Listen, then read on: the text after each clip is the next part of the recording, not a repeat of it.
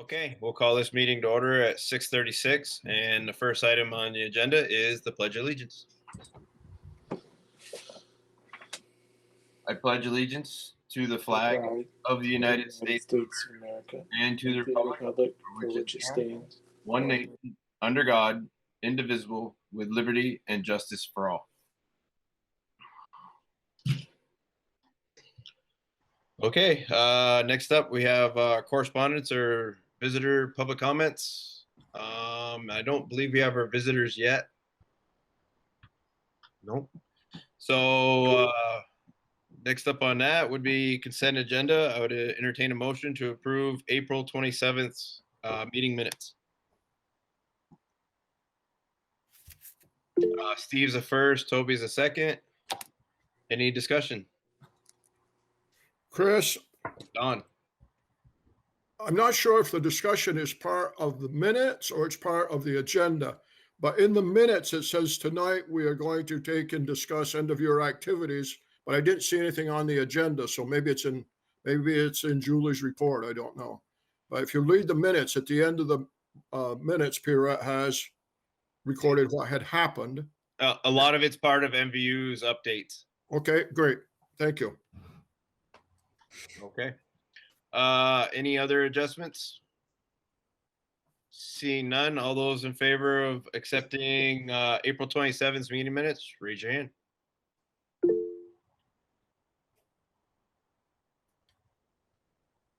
Motion carries 7-0. Jen, are you able to text the students or one of the teachers and make sure that if there's someone I need to send a link to?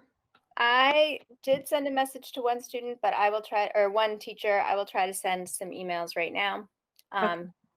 We'll go from there. Okay.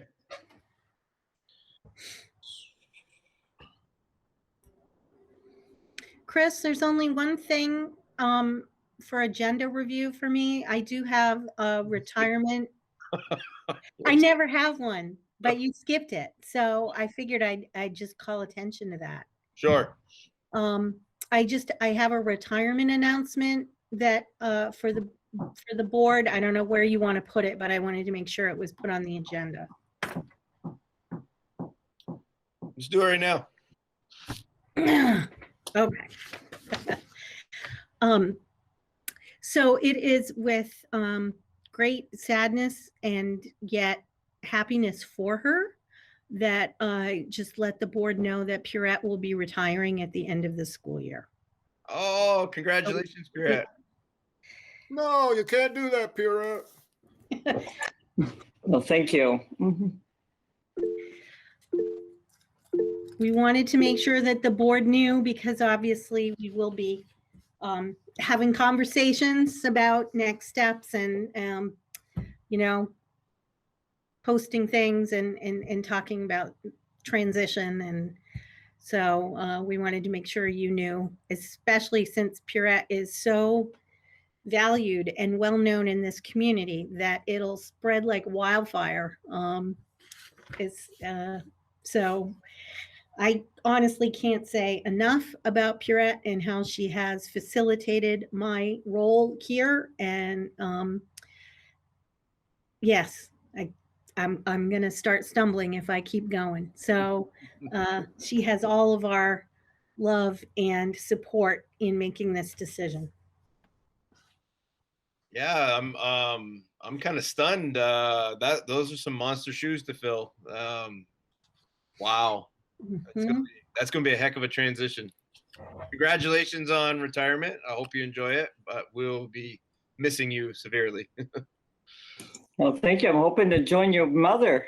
Right? Well, she didn't quite retire completely. She still works at school. She keeps coming back. That's right. Exactly that. Right. I'm hoping to see her maybe by the Brookside or something this summer. Yeah. There you go. Can I say something? Is that okay? I just want to say congratulations, Pierrette. And of all the people that, one of the, in terms of people that I've ever known, you're one of the most inclusive, most welcoming, who knows so much. And I just want to really thank you from the bottom of my heart for all, you're competent and you're caring. and inclusive, and it's wonderful. We are going to miss you, but you deserve a good life. So congratulations. Well, thank you very much. I definitely will miss, I think it was my husband that pointed that out to me, that I've been here for 35 years. I don't know why my husband counts it, but he does. And he always tells Julie. I know, And, he knows to the day. it's like, I don't think it's been 35 years. And then I counted it, and I guess you're right. I guess it has been 35 years, but 35 years includes, I was at the Franklin School for, about, I forget now, 11. And then I was at MVU for 2 years. So I kind of sprinkled around the district. Someone said I went to elementary school, then the middle school, and then I graduated and went on to college. I guess that's what the superintendent's office is college. But anyway, thank you very much, everyone. It's been a real pleasure. I've told many people that it's been the job of my life. And I had worked for a private company before coming to the school system. And I didn't know, I just didn't like it. And I just didn't feel fulfilled. But I was always told, you're not supposed to like your job. I don't know why I was told that, but I was told that.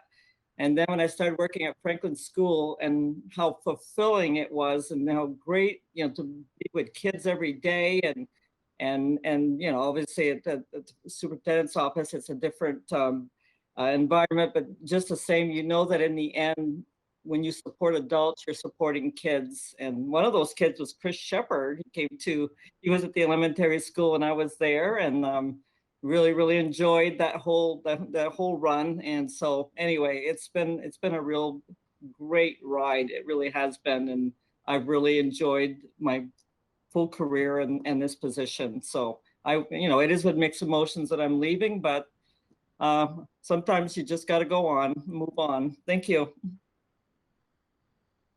Thank you very much, Pierrette. Okay, any word, Jen? Unfortunately, I have not yet heard back from anybody. I apologize. All right, that's fine. We'll just move on, and if they show up, we'll check back. Absolutely. Okay. Well, Ashley Bowen joined. I just sent her the agenda because she had been, pardon me, my window. She had been sending me the materials for the student presentation. Hi, Ashley. Hi. Yeah, I think maybe something got crossed, and Kylie was planning on being here at 7. Okay, we can. I apologize. Oh no, we'll work around her. Okay. I am expecting her to be here, so I will send her an email and let her know that we are ready whenever she is. Yep. Okay, we'll double back a little bit later. Okay, so next on our agenda at this point is administrative reports, and first up is college and career readiness presentation by Tyler Meggs. And Tyler, do you want me to present for you, or are you going to present? It doesn't matter. If I present, I can't see anyone. So if hands are raised or anyone has a question, I can't pause. So why don't I do that? And I will, okay. Feel free to boss me around and tell me when to move the slide. Thank you. Thanks everyone for having me. This is fun. When she presents, I'm just going to talk about college and career readiness here at MVU, some of the things that we do, some of the data that we track, some information, and then open up to any questions from there.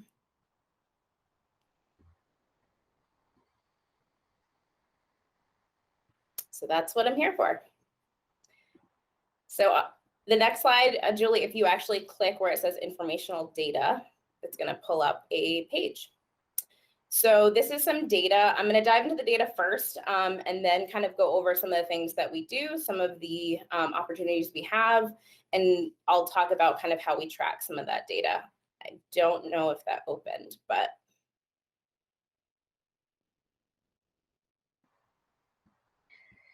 Yeah, what it did is it popped up in another page. So okay. Why don't I then shift what I'm presenting? Sorry to be complicated. My heavens.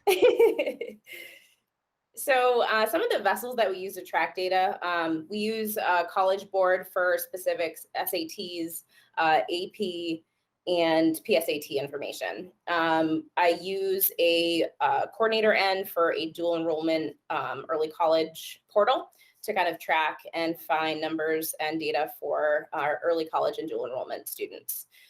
So this is just a kind of a breakdown of the last few years. As you can see, the 2021 school year, we're still collecting that data. So the number of students taking the SAT on the top row has increased. It is variable, but has increased for the most part. We held the SAT here in November, and we have a June date coming up in June, first Saturday in June. So we will have that data at the end of the year once those are closed. College Board has downloads for me. The number of students who took AP tests also kind of variable, but within the same ballpark each year. This year specifically, we have 69 students, but in total, 92 tests will be taken. We actually start tomorrow for our first AP test, so we're off and running with that. Students in dual enrollment, kind of like, to me, it's slightly decreased a little bit. I mean, I'm still counting numbers this year. But one thing to note is that we had 3 concurrent dual enrollment classes here at MVU. So that means that a teacher, one of our faculty, is certified through CCV to teach a dual enrollment class. So a student that's enrolled in that class takes the course within their MVU schedule, but can opt in for a dual enrollment credit through CCV. So we actually lost one of those courses. We have 2 right now. That's psychology and college civics. Our early college numbers have, even when the early college program started, has been quite variable. I mean, we stayed steady between this year and last year. And I know that a question was like, how do we track that right now during our registration time? Because we are working on next school year. And we don't track that during the current year because we have students who start the application process at times, but don't complete that. So really we get those numbers in the fall when students have enrolled in whatever early college program they're choosing to go into. And I know that, you know, us guidance counselors could come up with a number of students working on applications, but really they have to go through the whole application process. And some colleges are different. Northern Vermont University has an interview aspect of it that happens after they review information. CCV does not have that component. So we really get those numbers in the fall. And percent of students going off to college for a 2-year or 4-year degree. The 18-19 school year, we tracked through Naviance.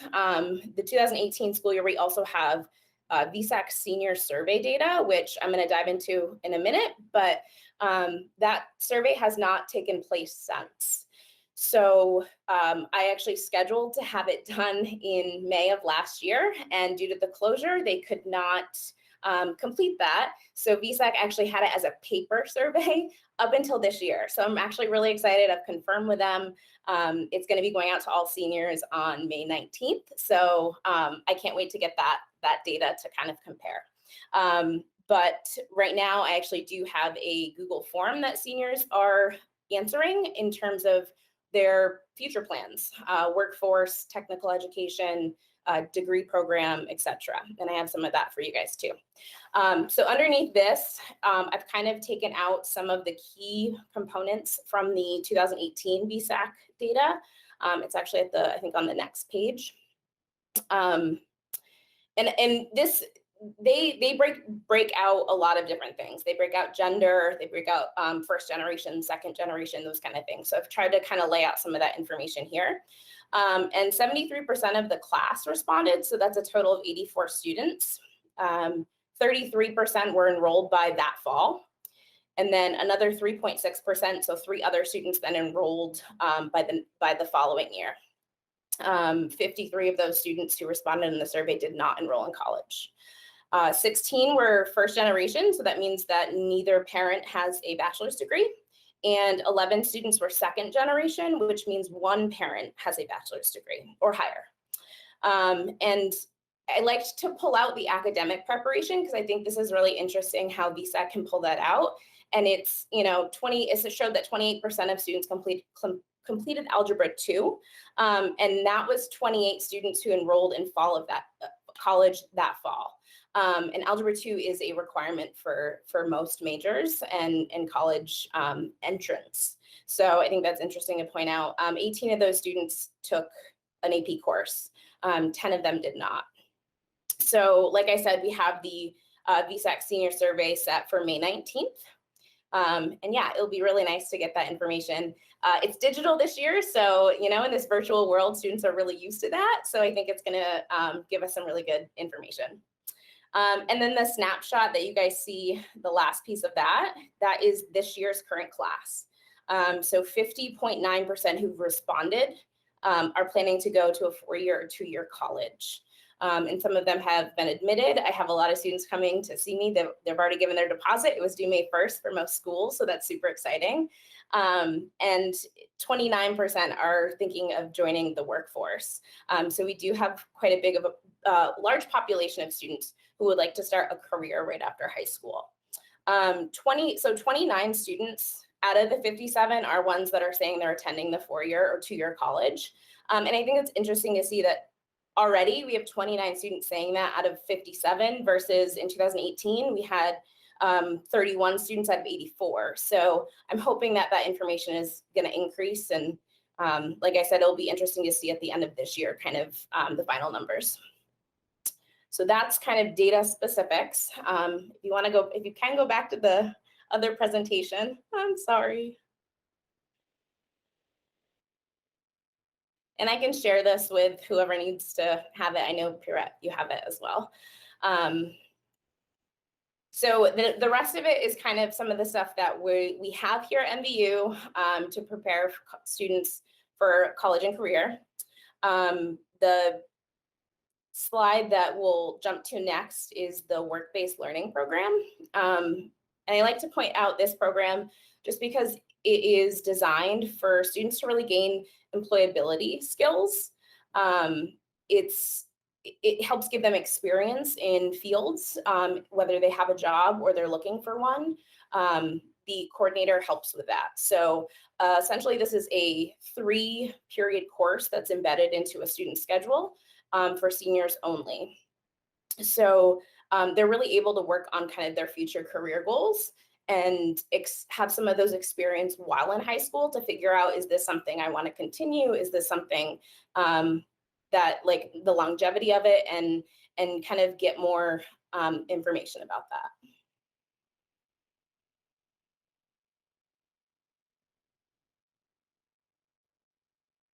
I don't want to talk too much without having information for you folks, but. Tyler, can you not see it? I am presenting it. Now I can see it. It was just a circle for me for a minute, so I'm sorry. But these are some of the achievements this year. We actually have seen a growth in the program, about 78%. We have roughly 21 students within the program, 22 second semester. We had one come in second semester. And these are just some of the things that, some real highlights and some things we're really excited about. Mr. Barwin is our coordinator, and he's able to have these connections within the community and really kind of give these students experiences that they might not otherwise find by themselves. So, electrician internship, we have some students already employed for a plumbing apprenticeship, LNA courses, realtor pre-licensing, some really exciting things. Next year on deck, we have an internship scheduled with Vermont Sports Car for one student. So we're gradually bringing in some opportunities, which is really amazing. So that's our work-based learning program, some of the highlights from that. The next few slides are just some of the supports that we have. We do have a Vsac talent search counselor. She meets with a caseload of students and kind of helps them do some of the career and college planning, work on scholarships for seniors. She does some college visits in a non-COVID year. We have the Upward Bound program. Both of those two programs are, you have to meet some kind of eligibility criteria. So whether you're first generation or there's a financial family threshold. So not offered to all students. We do contract with the Tech Center right in St. Albans. And I want to point out that students who are involved in some of those programs are able to take dual enrollment courses, so those college courses, while they're at the tech center. And that does not take away from the 2 that every student in Vermont has. So they really get to kind of bulk that up. They get 4. We do college admissions counselor meetings every fall. This year they were all virtual, unfortunately or fortunately, but we had quite a few students show up to those. We do a yearly college field trip in various grades. We do a college fair. We present 2 night events through the guidance department that kind of help, one, to focus really on scholarships in the FAFSA, because that comes quick in the fall. And then we try to do some kind of college and career fair in the spring. So that's some of them. We do have some courses added throughout MVU that kind of embed some of that career and college readiness. And those are a snapshot of some. We do universal PSATs for all sophomores and juniors. This year with COVID, it was kind of a, if you want to, we had 35 students sign up for that just because of space and the social distancing stuff.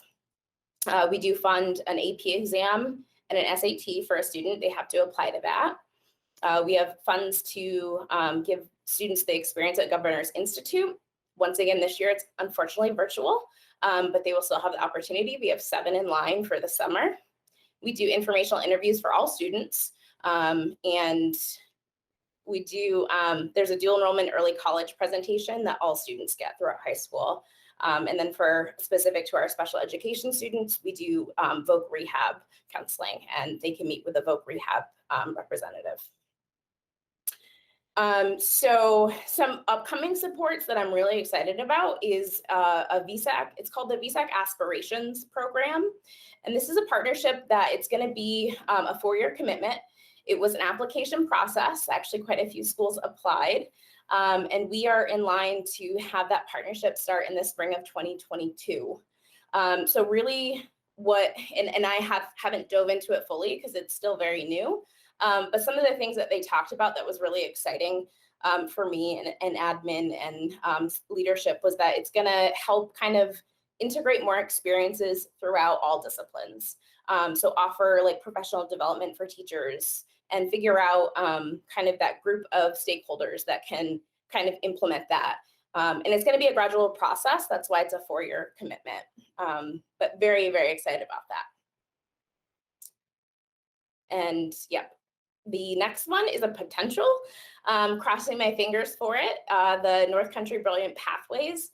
I actually had a meeting with a couple of the directors. I have a meeting tomorrow afternoon as well, have submitted an application, which is super awesome. And hopefully we get it.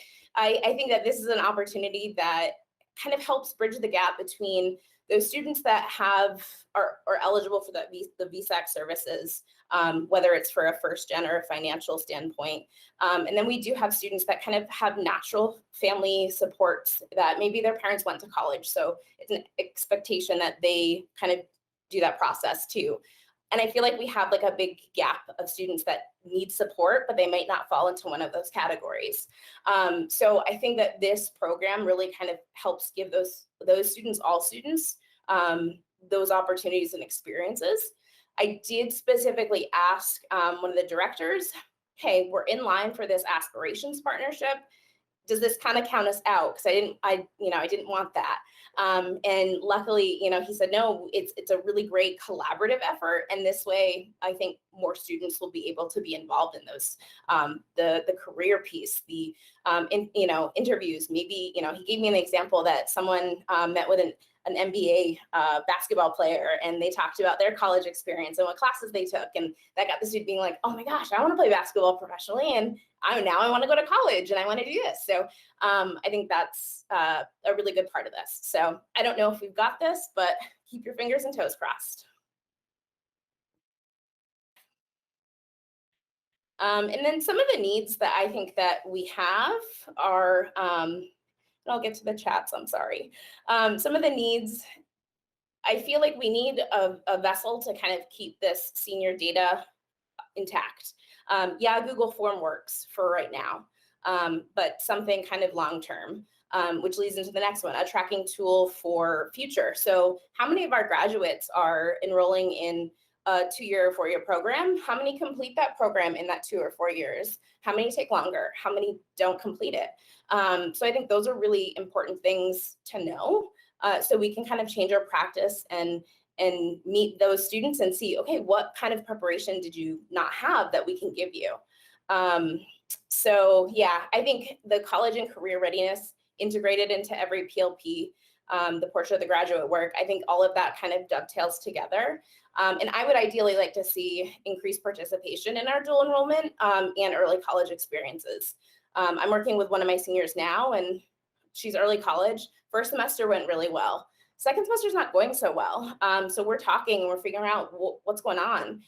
What happened first semester that maybe we can kind of help bridge for second semester, because we're like 6 weeks to the end, and even less for some college kids. So those are some needs that I envision. And then in the next slide, for what we know, there was census data, and it does say that within our communities, 11.4 to 18.2% of adults have a bachelor's degree or higher.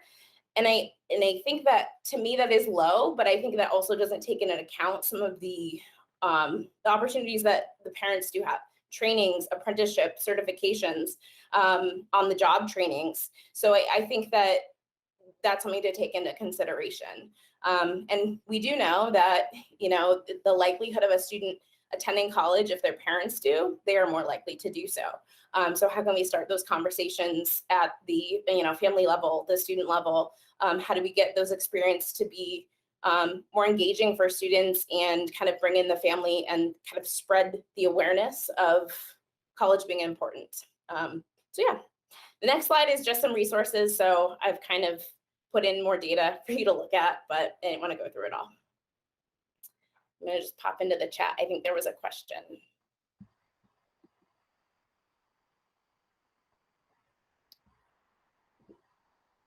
Let's see. Actually, Tyler, that was me. And I just wanted to thank you. This Terry beautifully presented. And also it's great information.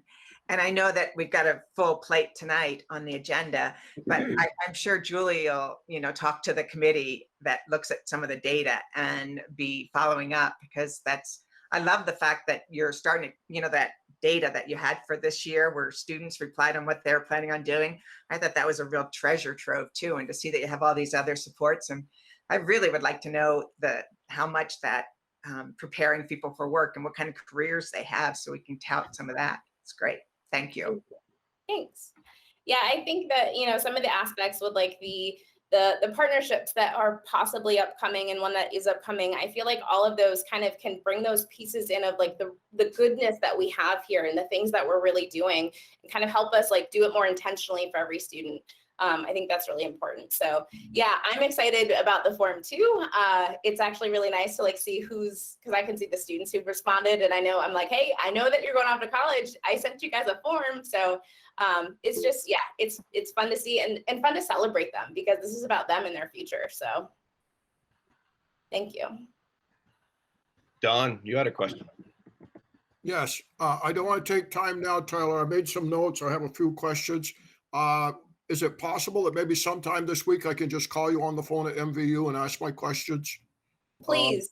I don't want to take the time tonight. I know we have a full agenda, but I enjoyed the presentation, and there are just some things I want to know more about, not negative, but maybe ways we can help the community can support you too. I would love that. That's great. Yeah, I know it is a pretty full plate. I think I could talk about this all day. So please give me a call. I was on the board of the Governor's Institute for a number of years, and so I'm a real advocate for that. But there are other things. Thank you. Thanks. Joanne.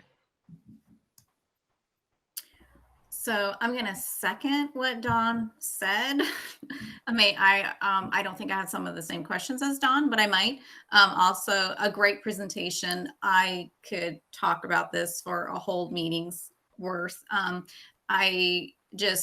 I'm really supportive to, I did not go to college, but my child did. And it's important, and it can happen, and it does happen. And I just, whatever we can do to promote it to the students, even if it means, having a graduate come back and speak to those juniors and be like, hey, it's not that bad. Like, you guys can do this, and it's really important because this is what you get out of it. And one thing that we did not touch or that you didn't talk about is just how scary financially college is for so many families in Franklin County, I guess. Yeah. So that part of it, and there's not enough families that go to the Vsac meetings. There's not enough families that when it comes to filling out the FAFSA form, that is just, it's pretty scary to look at, but it comes, it comes together. You just got to take your time and not be afraid to ask. But financial is also a huge piece that we need to educate our students on, and it's doable. So, but yes, a great presentation, and I would love to spend more time with you or invite you to one of our board goal task force / committee teams. I'm in. Thank you. Yeah, I think I could talk about financial aid specifically for hours, because it can be very daunting. And we do, I mean, this year it couldn't happen, which is so sad, but we have a night where we literally have parents bring their tax information, bring everything, and they sit at a computer and we walk them through step by step. Because, even for parents that have done it before, let's face it, it changes. And yeah, and understanding that information can be super intimidating, which I think can be a deterrent, and we don't want that. On a personal note, your mother and grandmother would be very proud of you. Thank you. She told me to call her after this, because she's like, tell me how it goes. I was like, you can watch me if you really want, Ma. Someday I'll tell you a story about how your mother got very angry with me. She was a tremendous softball player. Well, good. Well, then I can't wait to have that phone conversation. Thank you all for your time. Thank you, Tyler. Any other questions for Tyler in her presentation? Seeing none, once again, thank you for presentation, and we'll move on by actually moving back to our previous agenda item, student request for Black Lives Flag Matter. Now, Kylie is here. I saw her name. She was here, but somehow she got kicked out. Nope, she's back. I got back. Yep. Having So Wi-Fi Kylie, I wanted to ask you, do you want me, I have a copy of your presentation. Do you want to share it, or do you want me to share it? What would make you most comfortable? Probably you, because I don't know how to do it, to be honest. Well, then Thank that's you. a very good reason for me to do it. I am happy to. And all you have to do is tell me when you want the slide to move, okay? Okay. And it's going to take me a minute because I'm recording, so everything is extra slow. And maybe while we're getting that set up, I just want to say thank you to a few of the other students who are here to show their support. I think I see Jordan and Cheyenne. While Julie's getting the presentation set up, why don't you go around and introduce everyone?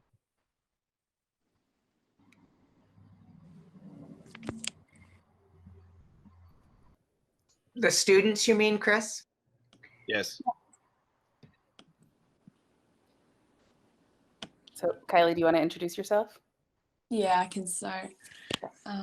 My name is Kylie Begnosh, and I'm 11th grader at MVU. And I'm Ashley Bowen. I've been working with Kylie and Mrs. Douglas over the last few months to get this presentation put together. So I'm Ellen Douglas. I advise the MVU students for social justice with Mrs. Bowen, and we have supported Kylie, but this is really her thing. We're really proud of her. Mm-hmm. Thank you. Would you mind going to the first slide, Julie? I think this is the last slide. Well, that might be helpful. Hold on. I'm going to stop. Did you want to introduce yourself? Yes, please. Cheyenne?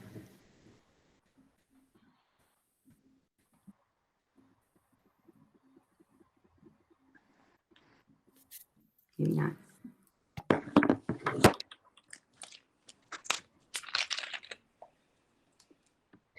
And if other students are not wanting to introduce themselves, that I understand. That's fine. I just wanted to make sure that anyone who wants to speak has that opportunity. And now I actually have the beginning of the presentation. So Kylie, I bet you probably would have done better than me so far. No, you're doing awesome. Thank you. Okay. Can everyone see it? Great. Go ahead, Kylie. Perfect. Okay, so as I said, my name is Kylie Begnosh, and this is my Black Lives Matter flag proposal. And next slide. So you must be wondering, what is Black Lives Matter? It's a human rights movement protesting against police brutality and all racially motivated violence against Black people. And this movement began in July 2013 when the hashtag Black Lives Matter was trending on social media. This hashtag was created after the acquittal of George Zimmerman and the shooting of 17-year-old Trayvon Martin. And then you can progress on to the next slide. How MVU would like to show our support to this cause. We're proposing that MVU raises a Black Lives Matter flag along with the ones that already stand proudly at our school. Now, although we have been carrying on with this idea with our presentation and petitions, this idea was originally created by Zeke Gagnon, and I'm sorry if I'm pronouncing his name wrong, during the 2019-2020 school year.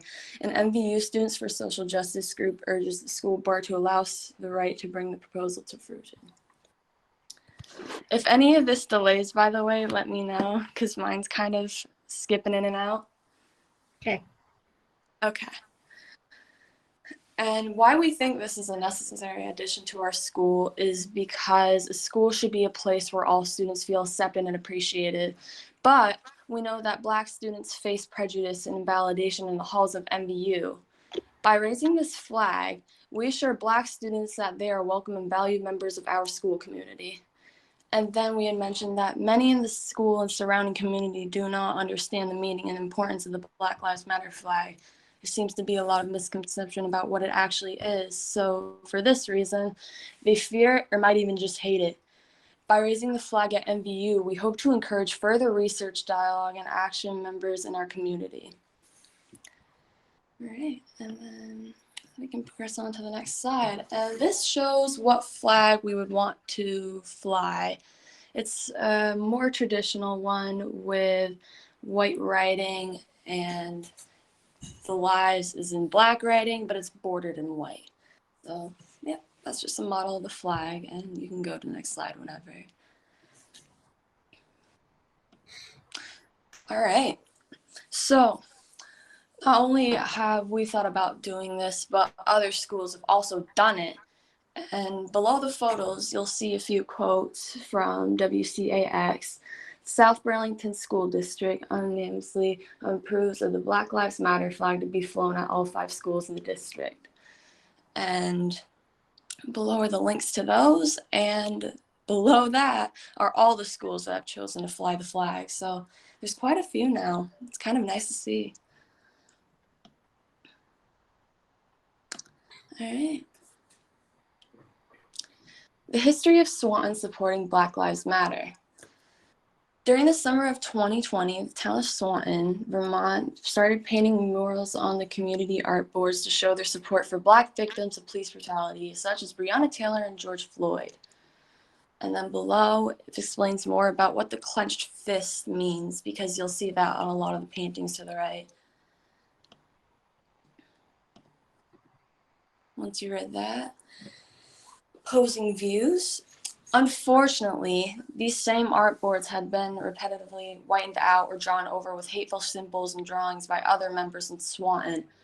Eventually, this became such an issue that on July 14th, 2020, the village board decided to take the art walls down. VT Digger published an article that stated the person above in the photo said he was not angry at anyone and was only trying to paint a peace sign. But he insists there are no race issues in Swanton. And actually, below him is a quote from himself. He said, "We didn't do nothing wrong in this town," the person above said. "We're not doing nothing wrong. We don't have a problem with racial things. That doesn't exist in this town." So although there have been people making like racist advances and even just whitening over the art that does appreciate Black Lives Matter and Black lives in general, this man insists that race issues aren't a problem. So that's kind of what this slide means. Of course, with all the other petitions and articles on the right of that image. All right. Questions that we may have got or already gotten. Is it true that BIPOC people, which are Black, Indigenous, and people of color, an acronym, are more likely to be victims of police brutality? And together we've found a fact, and it says, violent encounters with police represent a significant cause of morbidity and mortality in the US, especially among Black, Indigenous, and people of color, BIPOC. This study shows that BIPOC have significantly higher death rates compared with whites in the overall victim pool and among unarmed victims. And below is the link to the full study. And then this one is actually very popular. Don't all lives matter? And of course, all lives do matter. And this is why we must show support to Black lives right now, which are discriminated against heavily. By raising this flag, we don't want to send the message that one life matters more than another, because we know that's just unrealistic. We want everybody in our community to feel safe and welcome when they walk into our school building, and that's the main goal of this all. All right. Showing acceptance and support to all students. When you enter MVU, you will see many tributes that pay respect to different communities, including the Abenaki flag and mural that's located in the APOD hallway. There's also a rainbow crosswalk that was painted at the front of the school to show support to the LGBTQ+ community, along with the Pride Alliance information on the billboards located in Commons. I think in addition to all of these wonderful art pieces and flags, we should include the Black Lives Matter flag to show our support for Black students. We strongly believe showing our support is very important after the way we have seen people of color be treated at the school by other students.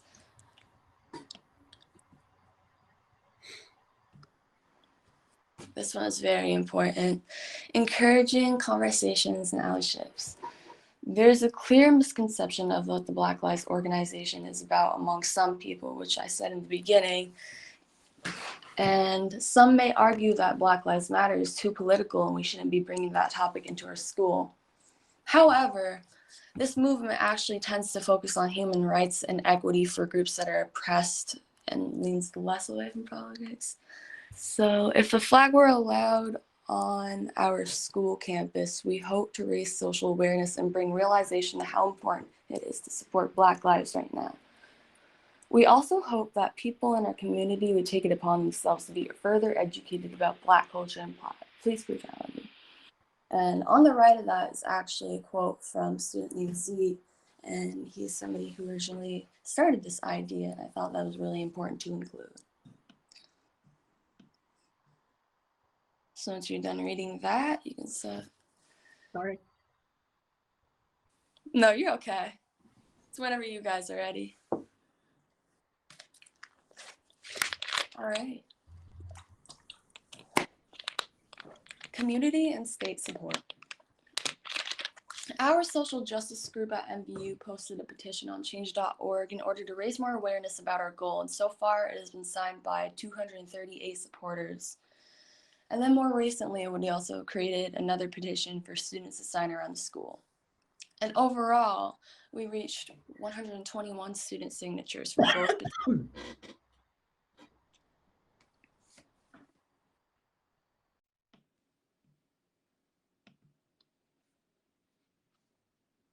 And once you're ready with that, you can hit the next slide.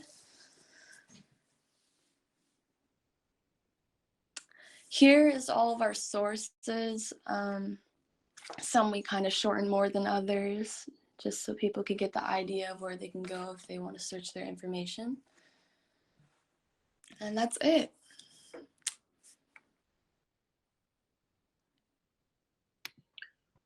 Thank you very much, Kylie. That was a wonderful presentation. At this point, I'll open it up if there's any questions. If you have a question, raise your hand. Donna, you have your hand raised. And you're muted. I just want to commend the students for taking the leadership. You know, too many times things don't get done because the adults are so busy in their lives and we're volunteers. During my career, I can tell you that many of the really important things that happened in our school occurred because students took leadership roles. So I really want to commend them. Show it in the minutes. A+. Thank you. Terry. I would like to second. Oops, I'm echoing there. That's better. I'd like to second what Don said because I thought that was so well put together and so well researched. And plus, it's got heart in it, anything you could ever want. I mean, that's like postgraduate kind of presentation. So bravo. Thank you for bringing it to us.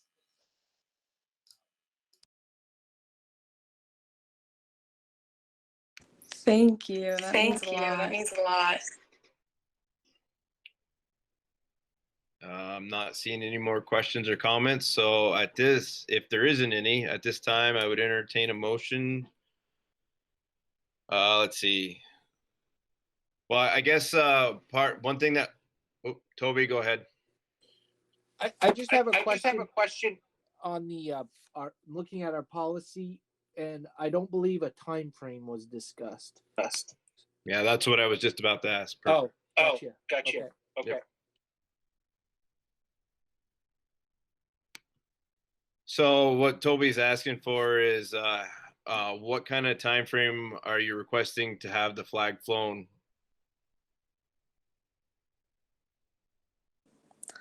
Honestly, as soon as possible would be nice, and for as long as they would let me. Okay. So I'll open it up to the board. If anyone wants to make a motion and maybe add a time frame within your motion of when and for how long we fly this flag. Could I just, I'm echoing, sorry. My sense of the students, to be really concrete, is that they were hoping that it would fly the same way the Abenaki flag flies, that it's not going to be for a certain time period, but that it's going to be a standard addition to our flagpole.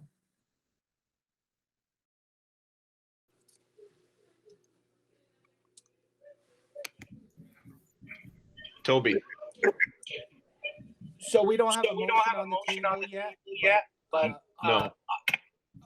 I would have concerns with that because there's only so much room on that flagpole, and there could be another social movement in the future. And they might be discouraged from making a similar request if there's no room on the flagpole. So I guess I'm looking for a motion, but my initial thought is I would like to see a time frame because our policy is time frame as well. So that's my feeling.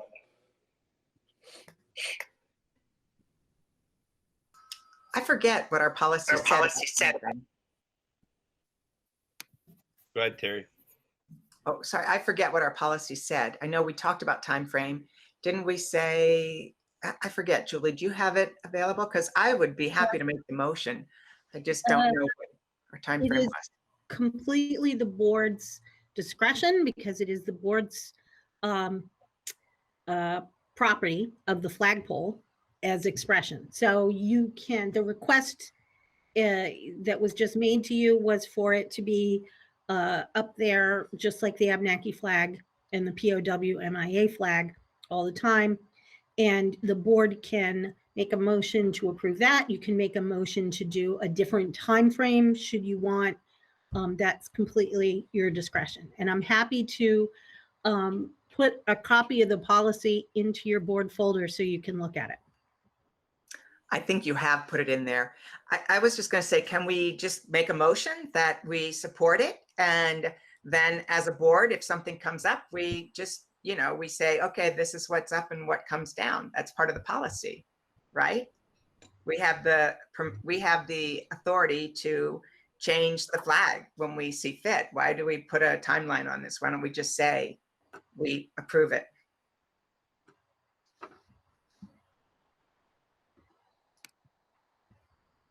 Chris, Don.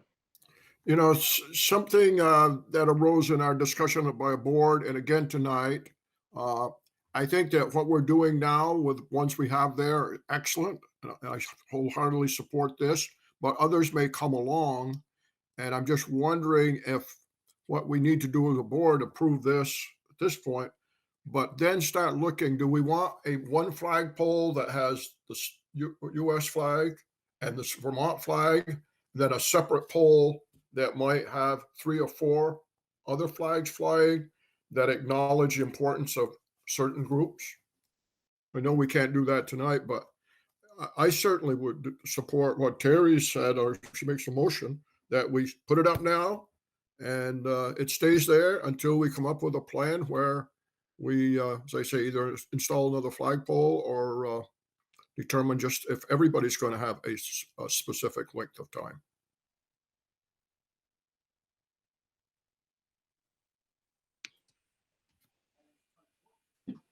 So can I make the motion? And then we have discussion.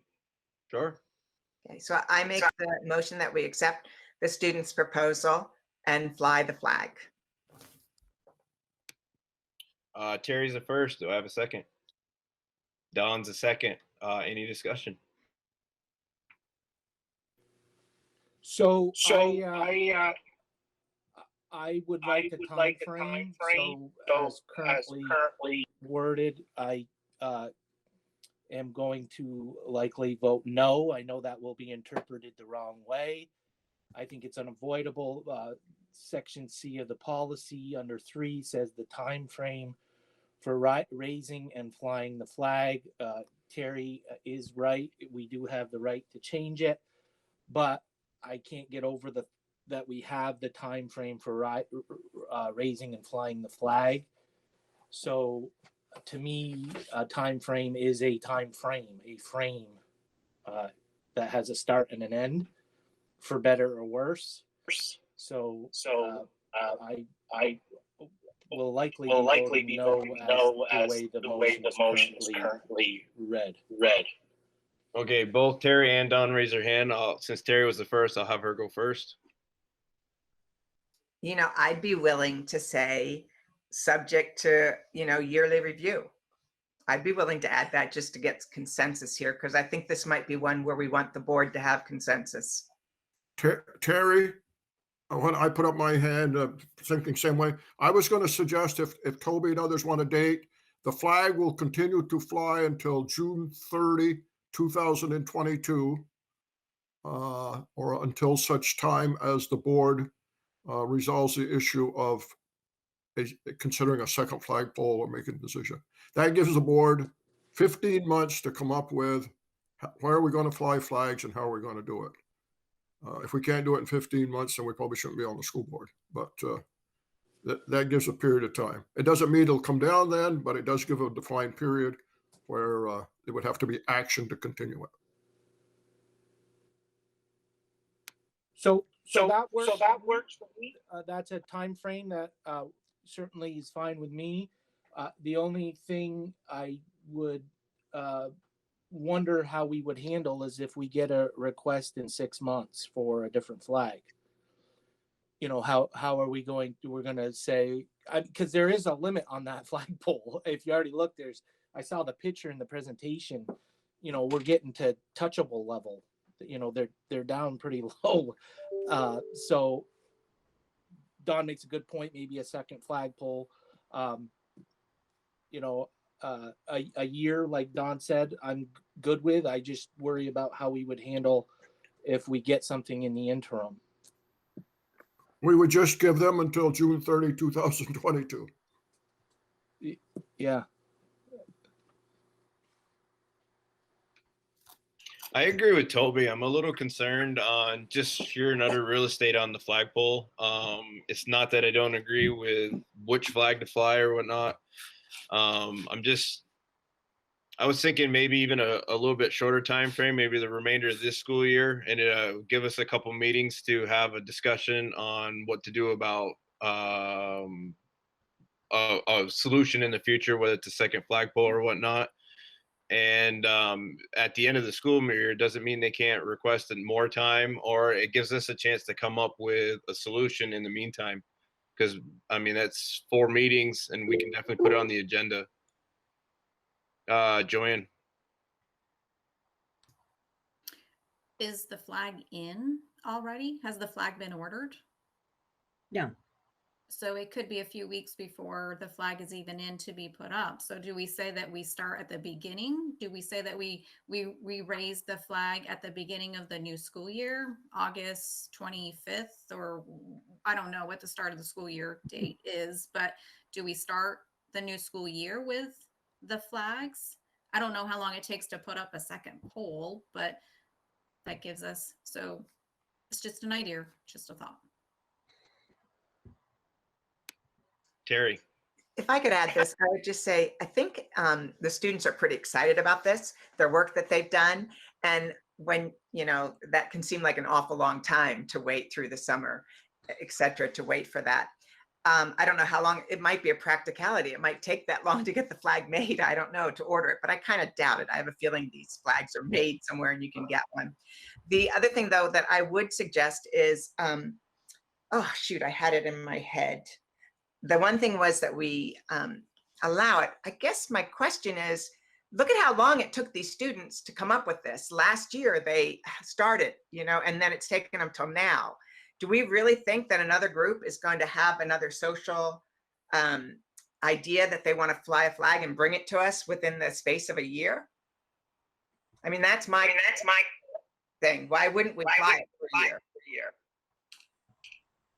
Well, as far as time frame, I feel like anything's possible. I mean, we're living through unprecedented times as it is.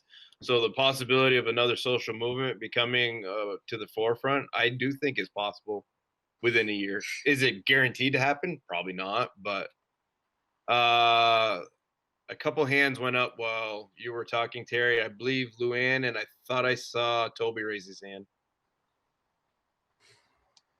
Hi, yes. Good evening. I'm sorry, I'm not really great with these meetings. So is this like anybody can talk, or just only, should I be quiet and the board only talks, or? You're allowed to talk. Am I permitted to ask a question? Yeah, that was my question. I love it. So I guess just the 2 things that kind of come to mind as a community member, right, is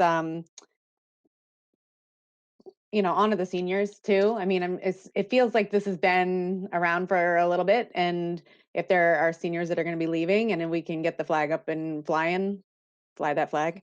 And then the other question is about, I thank you for the presentation. It was great. Would this, because of the way our districts and all of this stuff works, is this only at MVU, or will this also affect Swanton, Franklin, Highgate, those things? Just a question, just wondering. Kylie, my understanding that your request is for MVU. Is that correct? Yeah. Request is just for MVU. Thank you. You're welcome. Since I'm here to support Kylie. Thank you. Go ahead, Ellen. Thank you. I wasn't sure if I was allowed. I just have 2 questions. One is I hear people talking about this as a social movement. And Kylie, a really important part of her presentation was that this is to help our students of color feel safe and welcome. So I don't think that that MVU Students for Social Justice think of it as a social movement. That's, you know, they come and they go. And the other question is, if there are timeframes, would there also be a time frame on the Abenaki flag or on the POW MIA flag? What would put a time frame on the Black Lives Matter flag, but not on the others? Thank you. Toby. I think, well, I'm not sure why the other flags don't have a timeline. However, the policy was adopted to address, in my understanding and reading of the policy I have open, is to address additional flag requests. So that policy was written based upon the flags that were up there. It specifically says excluding the national, the state, the Abenaki, and the POW flags. Only, and then it says only one additional flag in any given period of time may be approved.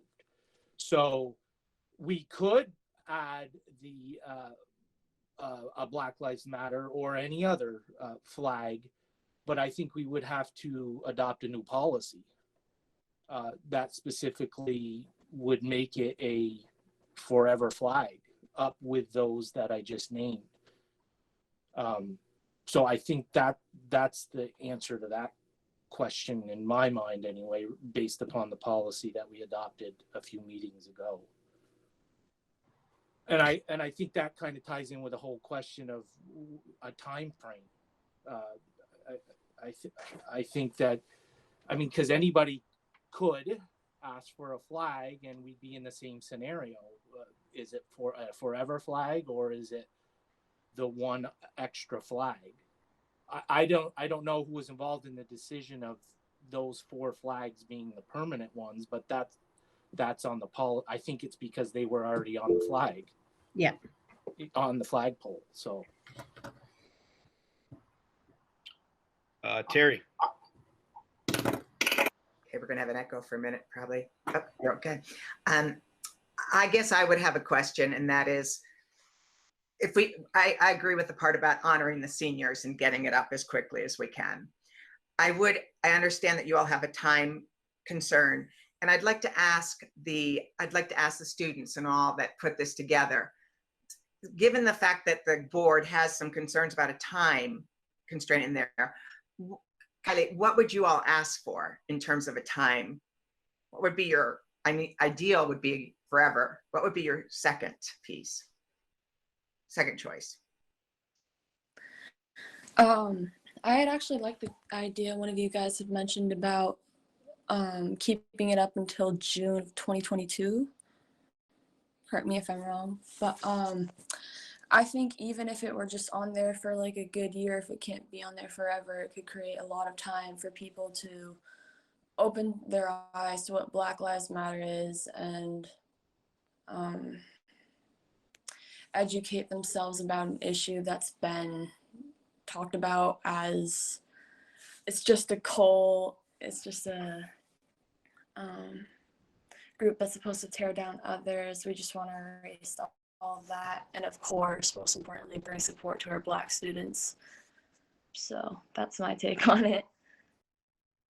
I think that's really helpful. Can I amend my motion then to say that the Black Lives, oh, sorry, you had a hand up before I make that motion, Don? Don, my mic's not telling me. Don, you're muted.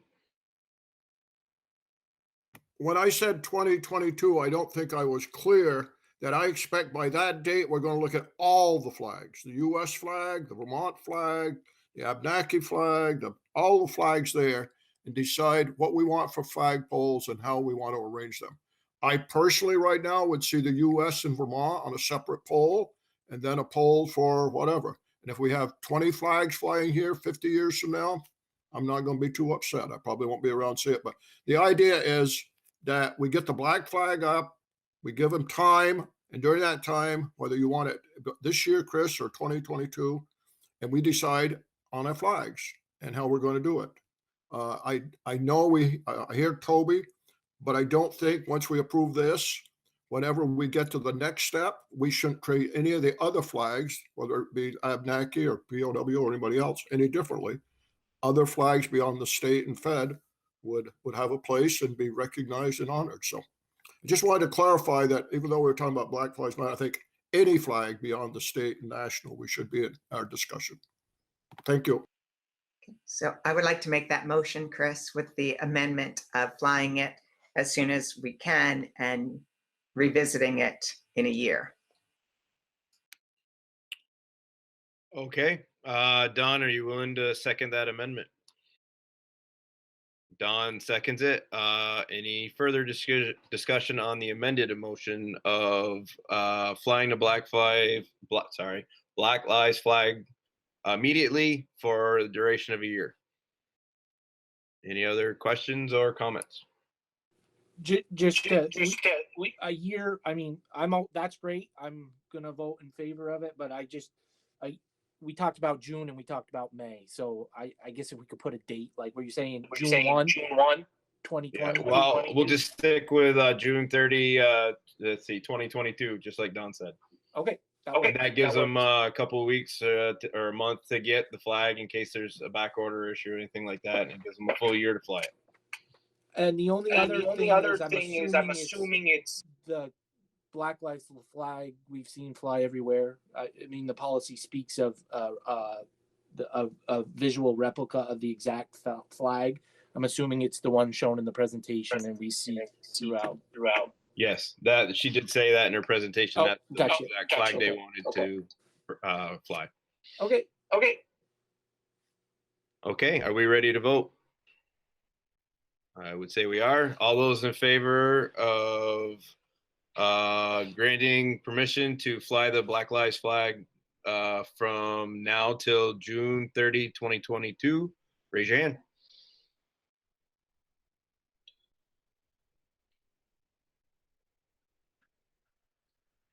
Motion carries 7-0.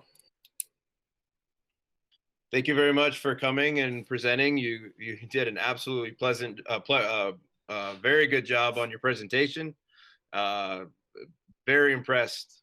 I was amazed at the amount of work you put into it and how professional it looked. You should be very proud of yourself. Thank you. That means Kylie, especially pictures in a hybrid world. Very well done. Thank you. Thank you, Luann. Okay, we are ready to move back on to our administrative reports. And next up is the MVU Administration Updates. Great, I'll get started. Hopefully everybody got a copy of the report. One of the first things that you'll see on there is the return to instruction plan, at least for the middle school. Starting tomorrow, we are bringing back middle school students, those in grades 7 and 8, for a half day only tomorrow, and for May 12th, for half days, because what we would like is to help transition them into everybody getting used to being back together. And then starting on May 13th, middle school students will be back full-time for full-time instruction. I did send out a calendar of this to all middle school parents as well, which explained day by day exactly. So like on May 6th, that goes back to a blue day, and the 7th is a white day. So I sent that out just to kind of clarify things. Originally in my communication, I was a little vague, and I was vague on purpose because I wasn't quite sure around May 19th. You know, I knew we wanted to do the 2 half days to transition kids back in, but by the 19th, I wasn't quite sure whether we still wanted to continue with the half days, go to full days, or go back to like a virtual day. I'll be honest, in the communications I've had with kids and some parents and faculty, they were all like, if they're coming back, we might as well have them back 5 days a week. So that's what we are going to do, is we are going to bring back middle school students starting on May 13th, 5 days a week. And I realize the 13th is a Thursday, but so starting that following week, they will be in 5 days. And of course, that is barring any major outbreaks or anything along that line. If something happens, obviously, then we'll go back to, we'll dial it back to what we need to. But I know that there's some parents who are concerned about the higher numbers. I know there are teachers who are concerned. I know there are students concerned. There's administrators that are concerned with the higher numbers of people just coming back into the building. But we really, truly feel that it's the time, and it'll help people transition back in next year much, much easier. So that is why, so that's the plan, to get middle school students back in. We have bus transportation for them. We're providing the meals. They will not have their elective and exploratories on the 2 half days, but they will starting on the 19th. I did have to order, just so you're aware, just to get everybody into the classrooms, just the middle school classrooms, We have begged, borrowed, and stealed virtually every extra table that we can. We have got them, anything that teachers were using as stands, we've taken them. And I still had to order some lap desks just to make sure that we had enough. So I ordered some off Amazon. They're actually quite nice, even though they're only 19 bucks, but they're really sturdy. They just sit on the lap. It's got a little thing to clip on papers, and it's got a little spot right there to hold if we need it. But right now, Paul was able to secure some desks from Swanton, which is part of that whole, everybody kind of coming together and helping out.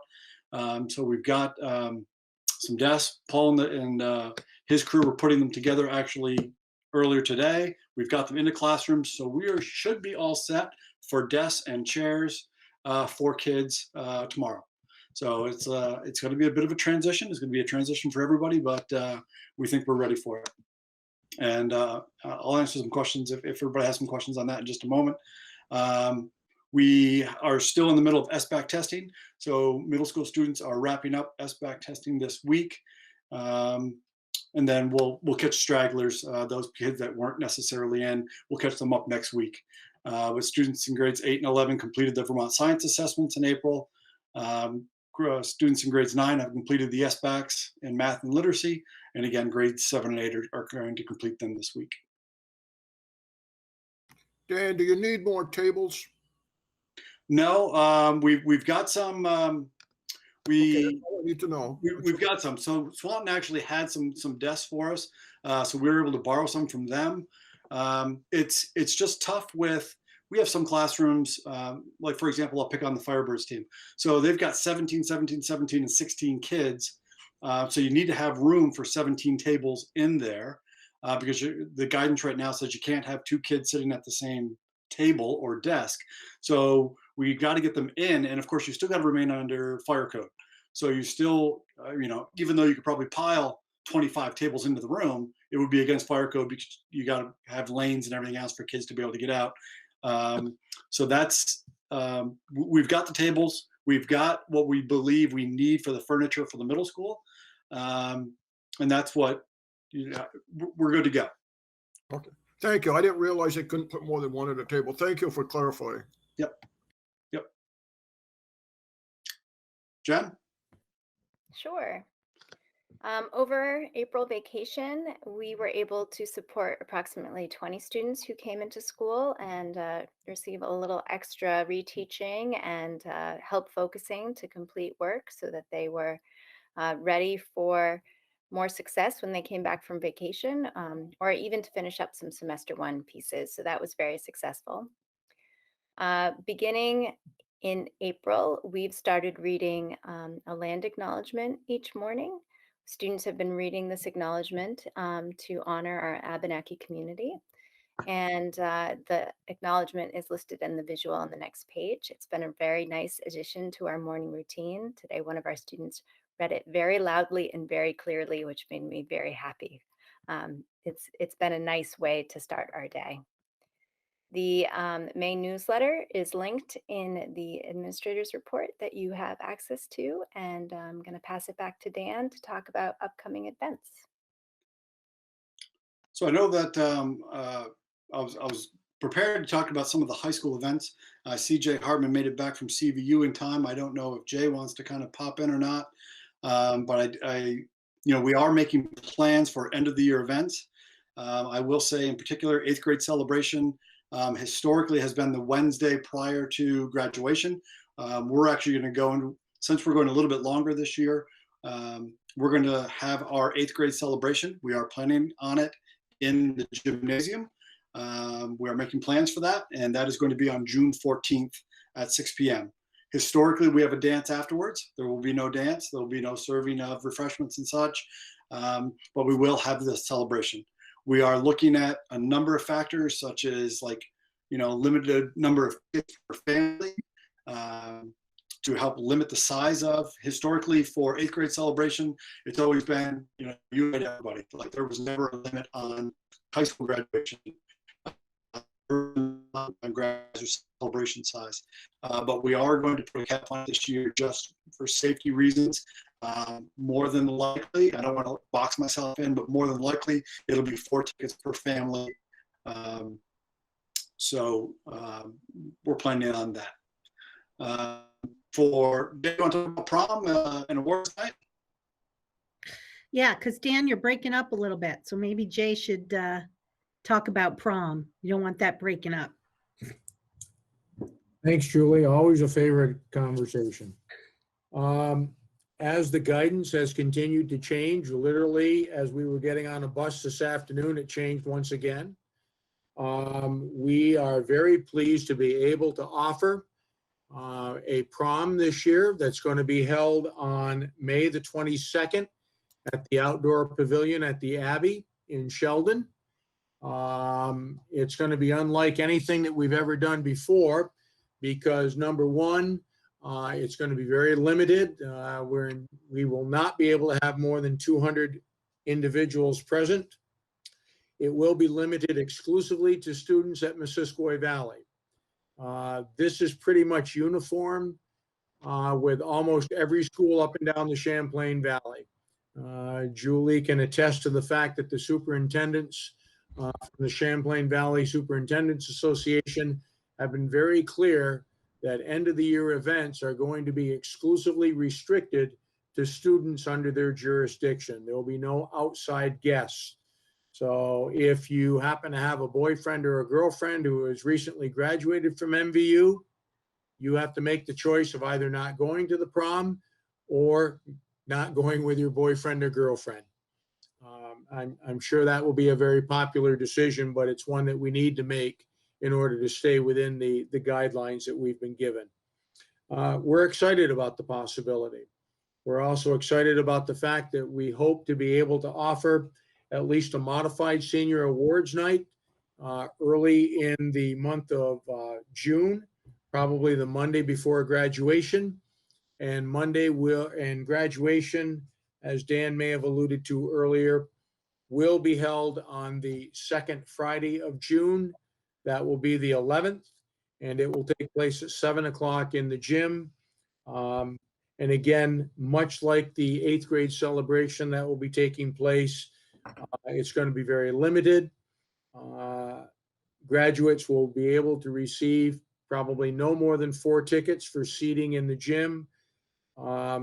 Dan suggested, and I think it's a wonderful idea, that families will be assigned a section in the gymnasium where they'll be able to sit, so that if we do have to go back to contact tracing at any point following this, the events of either that or the following Monday, we will be able to determine who was sitting in those particular sections of the gymnasium on those 2 respective evenings.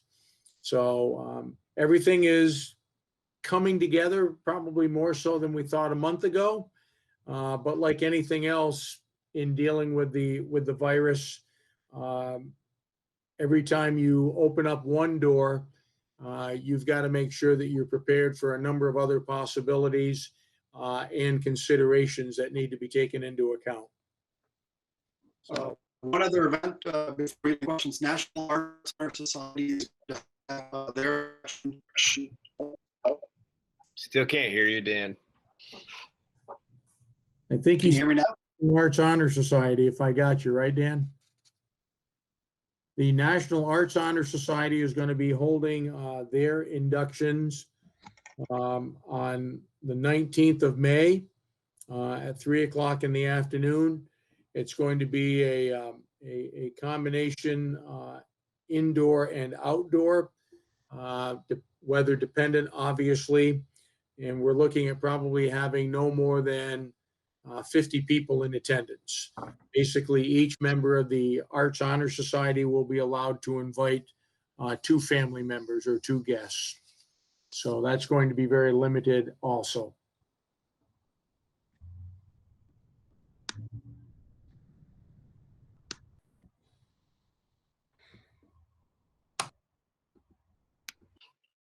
Okay, first up was Terry's hand up, and then Don's got his hand up.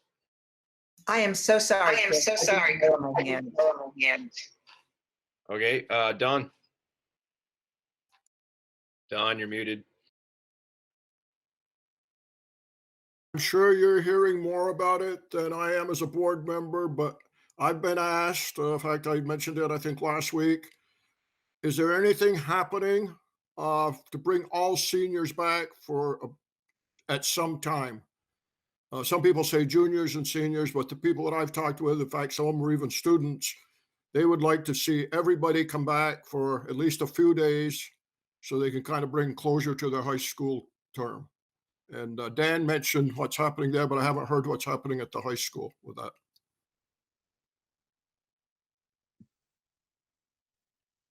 Can anybody hear? Can you hear me? All right, I kicked the family off the Wi-Fi, so it's hopefully it works. I just told them I'll get off the Wi-Fi. We have kicked it around. Part of the problem, Don, with trying to bring everybody back is the blended classrooms, because we have so many that are blended, like grades 10, 11, and 12. So it would be hard to have some that are in the class, but not everybody in the class at once. Even just trying to get middle school in, finding enough furniture, chairs, desks is incredibly difficult. So being able to bring everybody back, and we've kicked this around a lot, being able to bring back the high school would be nearly impossible to try and get everybody back in. No, I was just talking about the seniors, the senior class, finding a way to bring all the seniors back so that they can bring closure as a class. So that was a request that the administration consider that. The other issue that I heard Jay talk about is graduation. I raised the issue this week that we allow school board members who have a senior graduating to take and present that diploma. At that time, the chair would step back, sit down, disappear, and that board member would come up and present that his or her student the diploma. That's happened in a number of schools, and I think it's gone over very well. So I would ask the administration to consider doing that at MVU this year. Now we're coming back to a more normal time.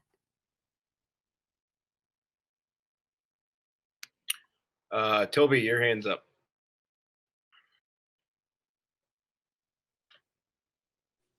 Sorry. I'm just wondering if anyone knows. I don't know if anyone else is getting echo. I'm getting it. Okay, that's better. Does anyone know if any of our neighboring high schools are going back full time? Yeah, I have a chart of every high school in Champlain Valley. None of our county partners are bringing high school back. They're all trying to bring back 7th and 8th grade in a variety of ways now that we're able to go to 3 feet.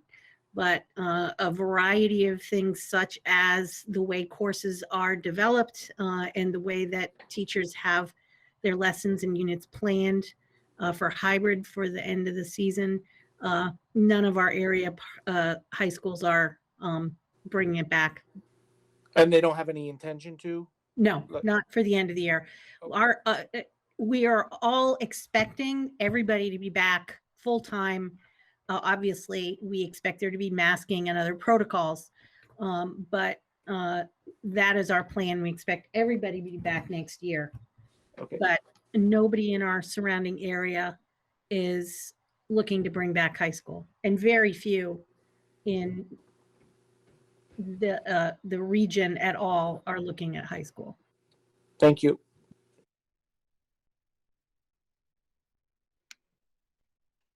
Okay, any other questions or comments for the MVU administration? Seeing none, thank you very much for all the information.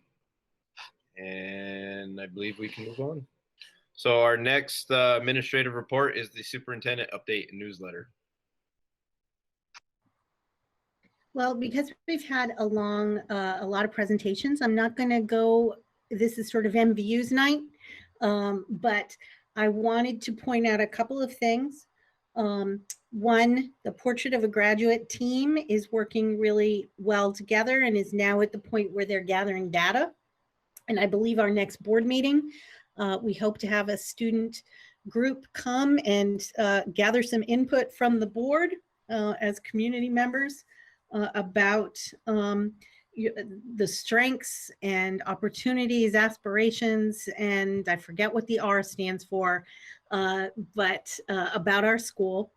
And you can see two of our student leaders interviewing me on our school website. We have, it's not a page, I'm gonna use the wrong word and Rusty will tell me I'm saying the wrong thing. But we have a section set aside for our portrait of a graduate work. Part of the process involves a lot of public relations so that we're communicating out to the community about this work and what students and adults and stakeholders are doing. So I was interviewed this winter by Grace Caju and Lily Berard, both MVU 7th grade students who talk about remarkable young women. I felt like I was being interviewed by adults. And so that was the very first video, and that's live on our website. And they asked some very thoughtful questions. And then we're going to have another video introducing all the participants and moving forward from there.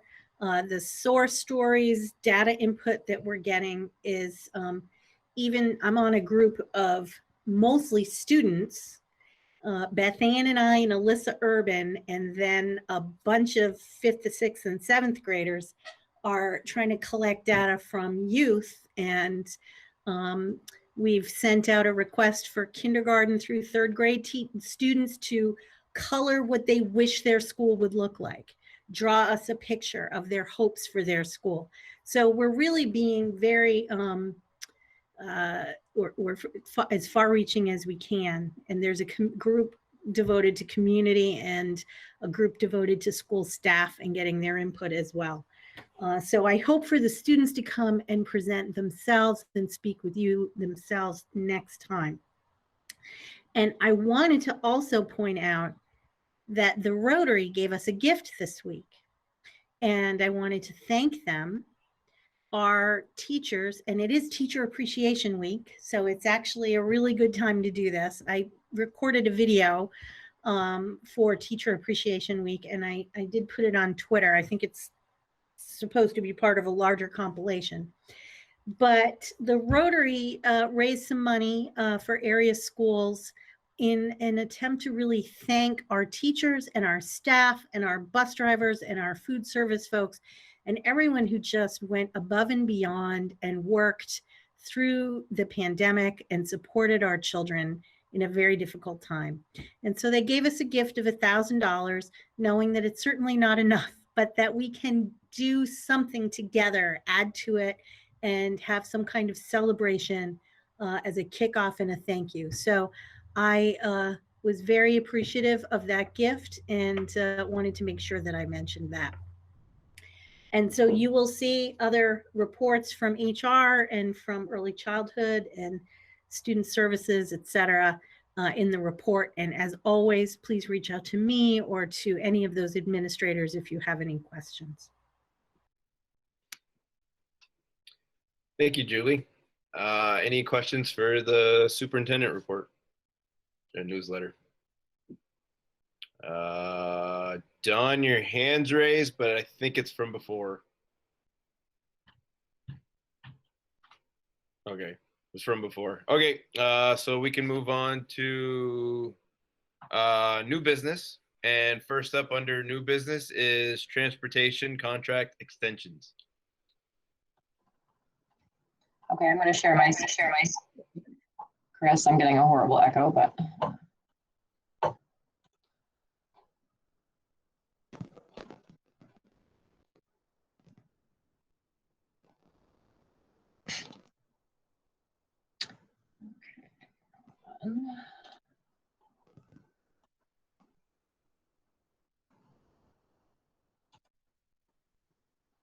Okay, so hopefully you can see this.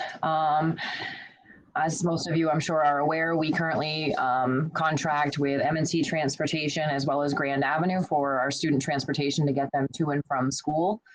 Our multi-year contract will come to an end on June 30.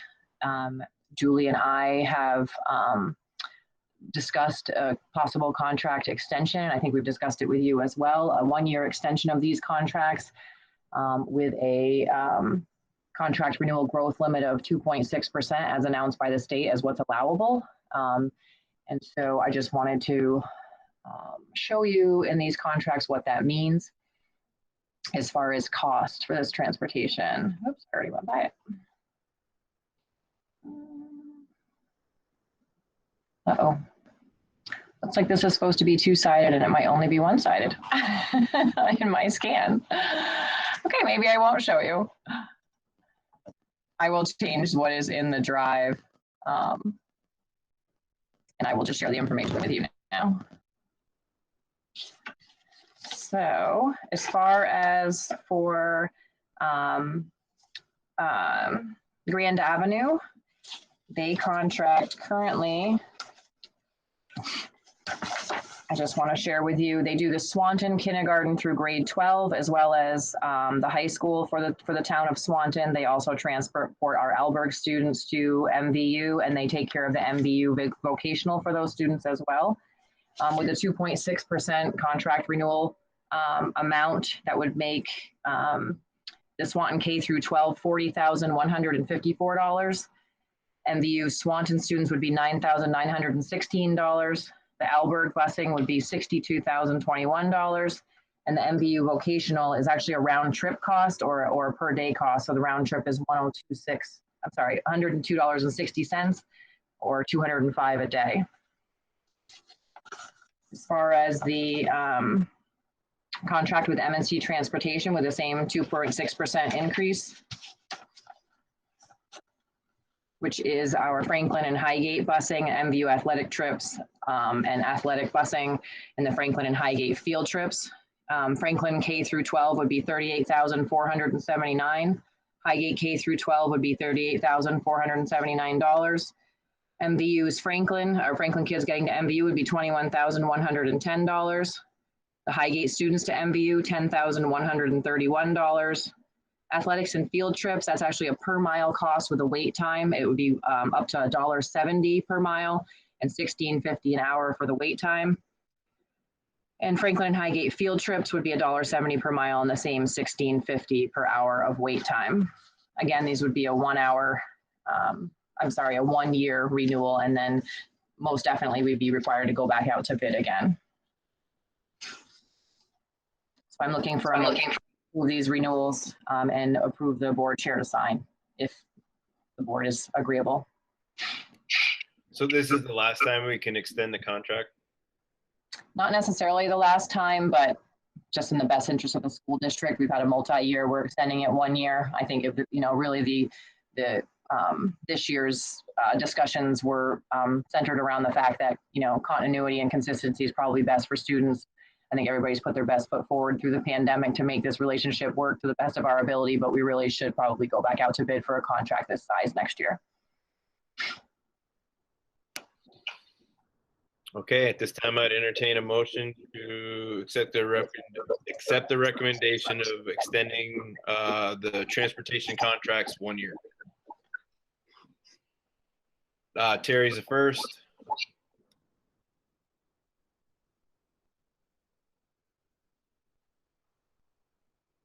Don's a second. Any discussion?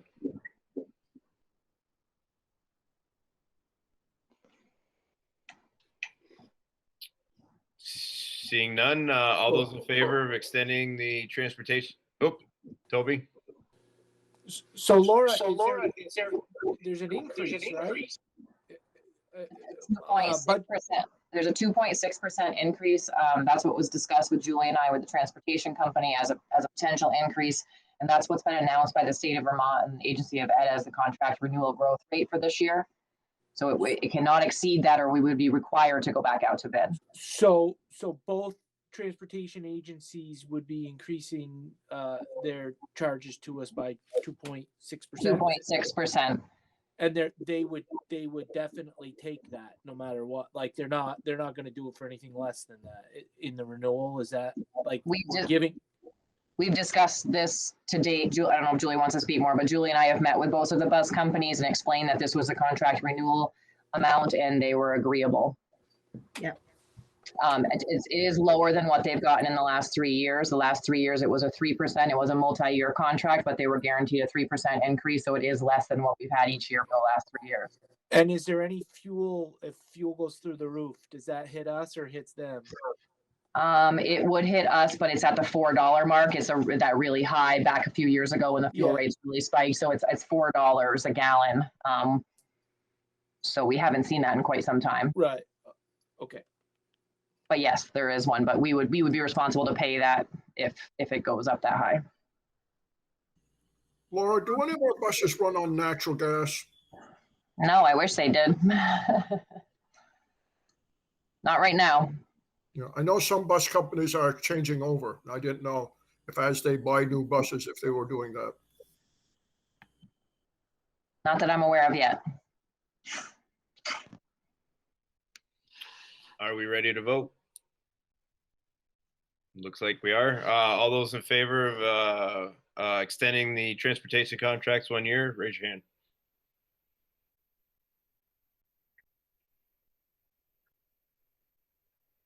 Motion carries 7-0. Okay. And then I also have the after-school program contracts, the same two vendors, one for Grand Avenue and one for M&C Transportation. We do separate contracts for those because the rates are different. It's just historically what we've done. These are 1-year contracts only. Again, they provide after-school program transportation as well as summer programming transportation. For Grand Avenue, that rate, they're set up a little bit differently as has been negotiated with the busing companies historically, but the rate for Grand Avenue, it would go up the same 2.6%. So $61.56 per hour with a minimum of 2 hours for every bus that is utilized would be. So $61.56 per hour, minimum of 2 hours. There would be a not to exceed amount of $71,820 just based on the 21C budget. And then for M&C Transportation, it's actually a per bus run cost. So for this programming, it would be $92.34, so $92.34 per bus run. And again, that's with the same 2.6% increase, and the cap would be $71,820. We don't hit that, but that's just a budgetary cap for the programming itself and the grant. So I'd ask for consideration of these as well, so we can get these to the vendors at the same time. Okay, I would entertain a motion to accept the 1-year contracts for after-school programming. And to allow the board chair or vice chair to sign. Steve's the first, Terry's the second. Any discussion? Seeing none, all those in favor, raise your hand.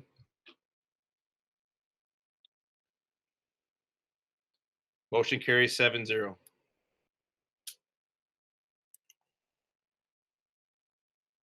Thank you.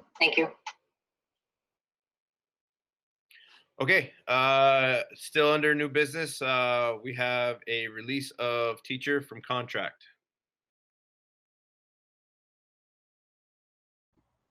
So I was muted. I would make a recommendation if somebody would make a finding that this is appropriate for discussion in executive session because it's discussing individual personnel and their contract. Would somebody like to make that finding? Julie, I have a question. Are you asking to go to executive session now or at the end of the meeting? At the end of the meeting. We want a finding to go in at the end of the meeting. Okay, I would like to add to that finding, just received some information about a contract matter that I would like to bring to the board and the administration in executive session. Prior, I'd say divulging of the knowledge might impact a school district contract. Okay, so at this time we have a finding to table this contract discussion till executive session later. And then Dawn has another contract discussion that we will also discuss in executive at the end of the meeting.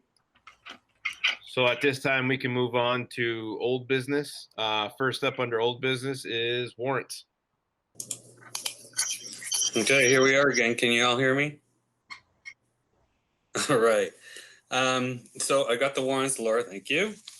And accounts payable for the month of April is $925,670.43. Payroll checks totaled $66,497.10. Payroll disbursements, $2,398,154 even.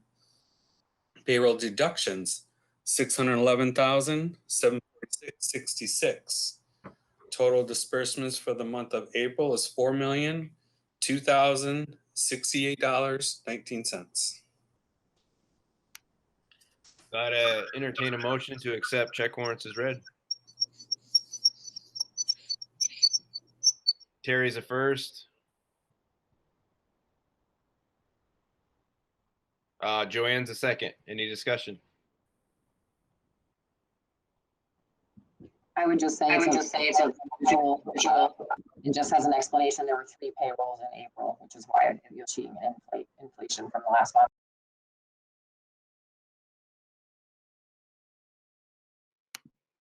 Any other discussion?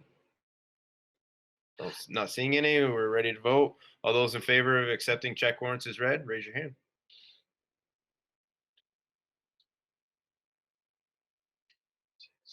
Motion carries 7-0. Okay, that concludes. Oh, no.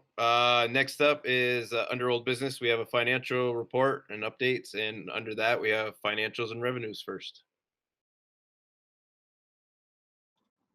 Yeah, I'm not sure which one's supposed to go first. Some is COVID related and some is just your general fund. So I'm just going to start related. COVID's the second one. Second one, okay. Financials.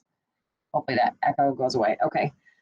And so you have a financial report in the shared drive. I just wanted to point out a couple of things. Obviously, the school district is still projecting a significant carryover, but that carryover is down a little bit, about $1 million from last month. And I just wanted to explain why.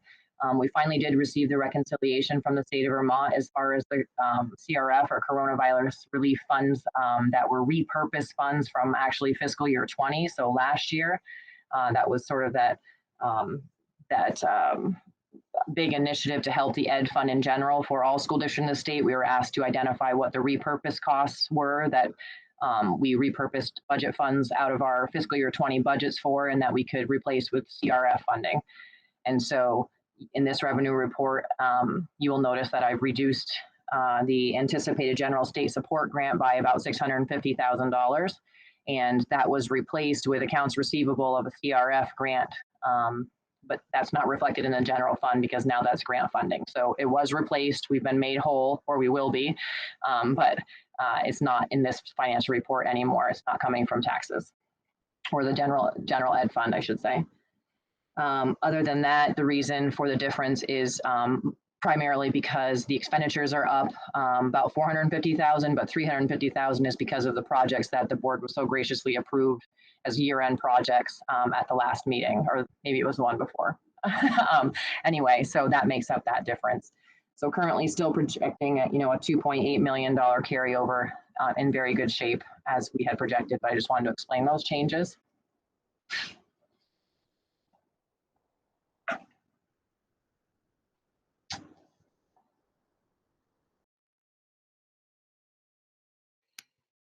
Okay.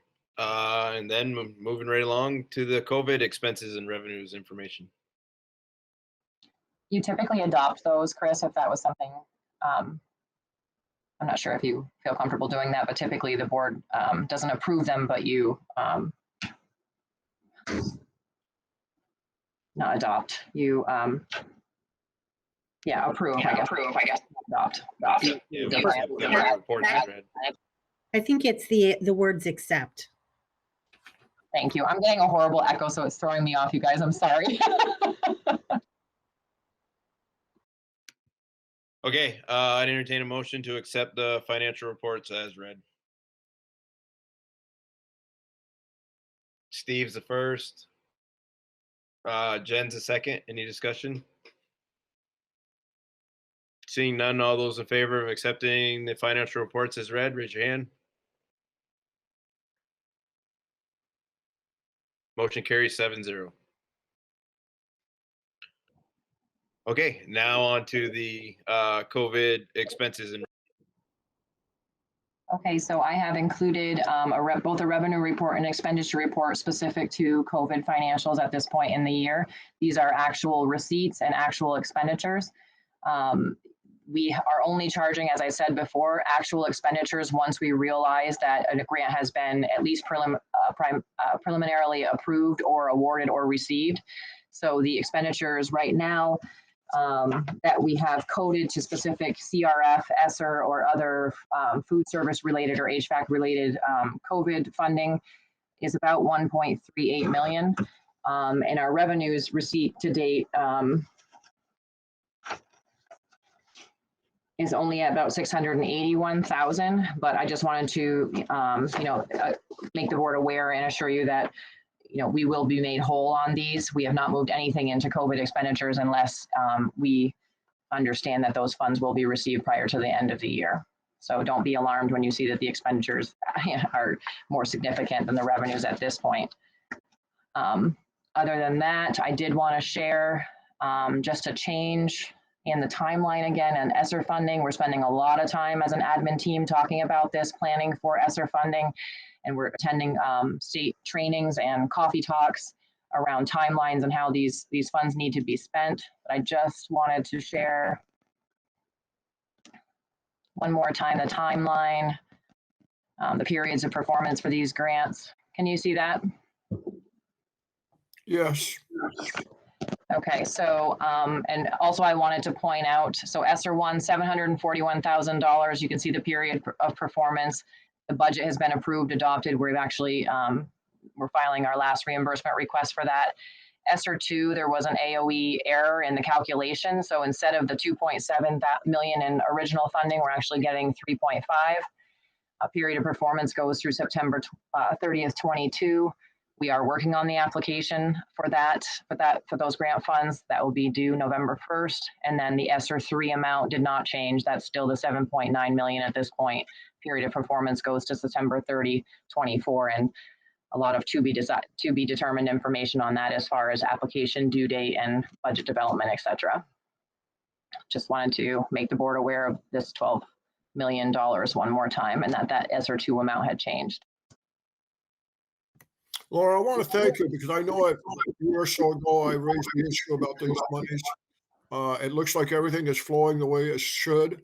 I just had so many experiences with the Agency of Ed over the last 50 years. I don't quite trust them, but it looks like everything is coming. You said money by the end of the year. Do you mean June 30 or do you mean next May? You thought we should receive all of the CRF, LEA, HVAC, and food service related funding, some smaller COVID related grants, and ESSER 1 funding. So the 741,000, we should, because of how we're spending it, hopefully receive all of that by the end of this fiscal year. We can use ESSER funding, ESSER 1 funding past that, but we're really trying to keep it in isolated periods of time just from a management perspective. I can't guarantee that.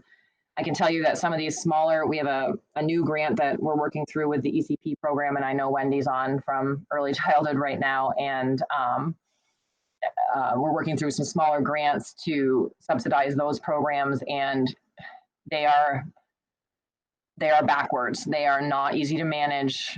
The timelines don't make sense. You have to report before you create a budget. You have to, the money has to be spent within 30 days. Or you don't get the next month. It's it's separated by licenses instead of the fact that we're one school district. I just want to share with the board that we will take advantage of as many grant opportunities as possible, and we will be as efficient as we can, but some of these are almost impossible to manage, and that may deter us in the future from working with some of the smaller grants. But these big ones, are obviously, we get a little more guidance and support on. Thank you.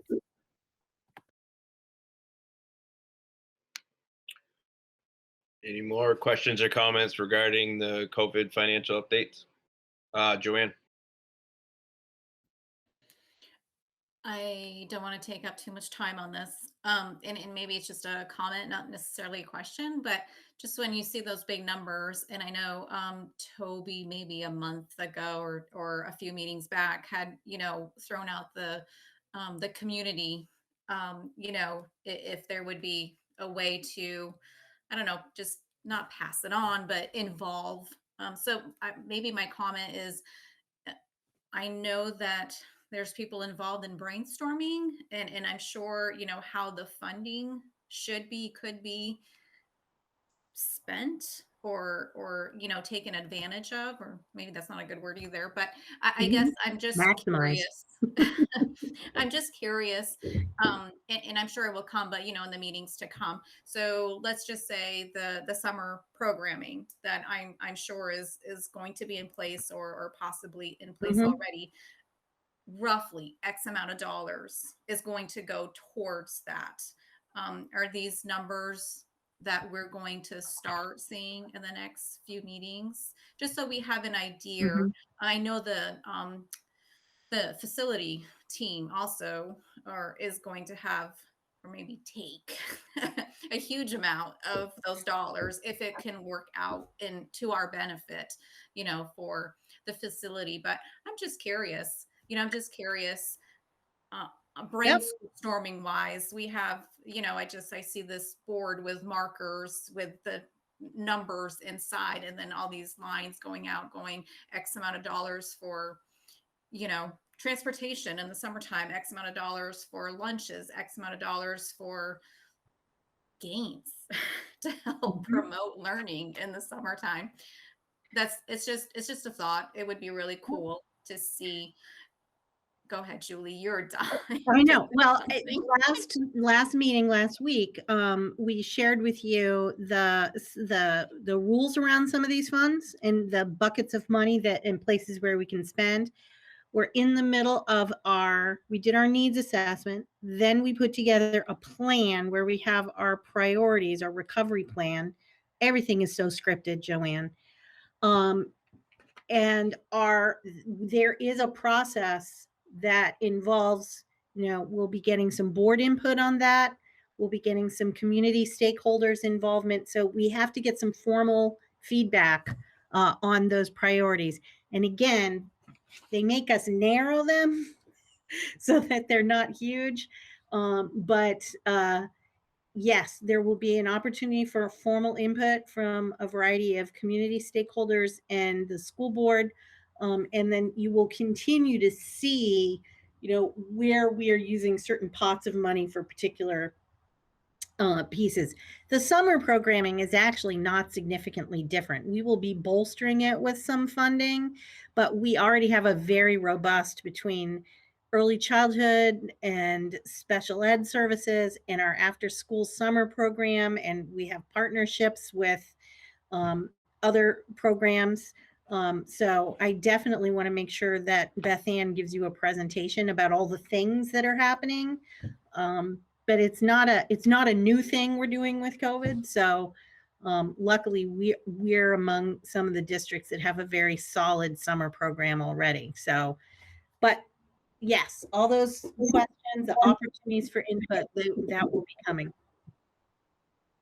Just to add to that a little bit, Julie, so the 21C grant also that supports our summer program also there's a waiver file that they allowed carryover this year, which is unusual. So we do get to keep some of the unused program funds from after school program last year that were not utilized and utilize some of them for the summer. So that helps that program as well. So there won't be a lot of COVID funding necessary, as Julie said.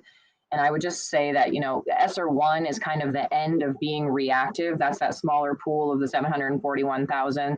And that was the CRF. We were really in reactive mode there. I mean, not that we weren't being thoughtful and efficient with the money, but it was PPE supplies, sanitation supplies, extra tutors, extra substitutes, extra custodial staff. Now we've moved into planning for ESSER 2 and 3 over the course of the next 3 or 4 years, where that's where we will be developing those budgets and having those discussions and getting that feedback before those funds are spent. We're not planning on spending those funds until the start of the school year, if at the earliest, as far as ESSER 2 and 3 really. And so we still have time for that after the summer programming is over. Just kind of wanted to explain kind of how the chunks of money will be kind of coming to fruition. Thank you. Carrie. Thank you, Chris. Just to follow up on that, I have a question. I know that we have a robust summer program and after school program and, you know, and Wendy's program and all kinds of great programs, Tanya. But I have a question about when we have more numbers this summer, I would hope that we're going to be inundated with kids wanting those programs. And I would think that that's going to be costly. And do we have plans for how to deal with that, or is it not even going to happen? Yeah, we're taking numbers now, and we are also working through, you know, areas where we might not have capacity. We may be able to refer or even subsidize. So, for example, we don't typically have the capacity to serve kindergarten and first grade unless it's an extended school year special ed. But we can work with partners and identify places where that goes. So I had a great meeting with Senator Sanders and other superintendents a few weeks ago, where he just encouraged, just as he did on his press conference, encouraged us to have as many services as possible. Beth Ann and Wendy and Tanya and Kosha have been meeting since January.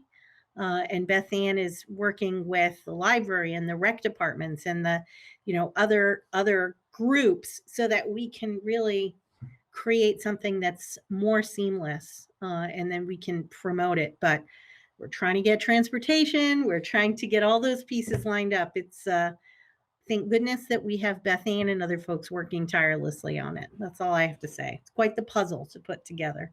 I bet. Thank you. And I hope you get inundated. And I mean, I just really hope. I know that, for example, the Fish and Wildlife Department are going to be doing some particular camps. So that's something Beth Ann is going to look into. Can it come here? Franklin Northeast wants it. Could we partner, do a big one? You know, so all those kinds of opportunities. We've got the kayaking stuff happening. Right. Her report. We've got a lot between hands-on fun learning as well as tutoring and in increasing our tutoring capability as well. Good, because I know her report talked about a lot of the camps and things like that. I'm just wondering about all the other things where those kids really, I mean, play is good too, and you learn. You want them doing both things. Exactly. Yep. Thank you.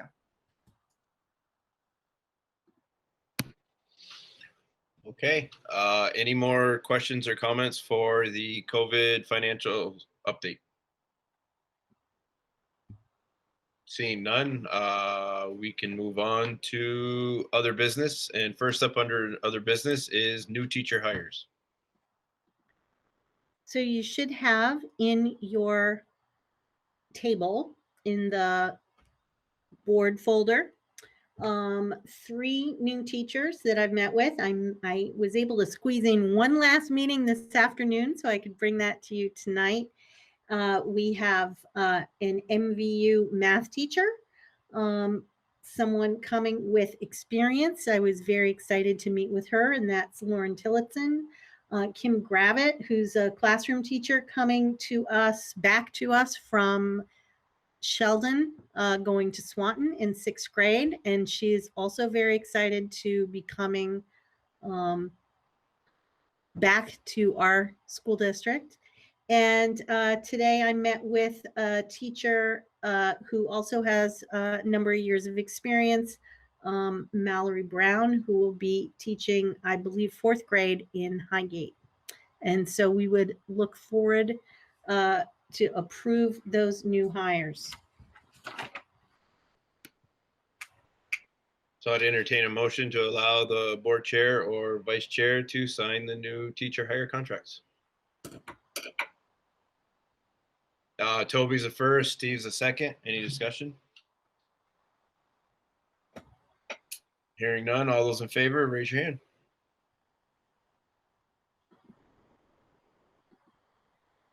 Motion carries 7-0.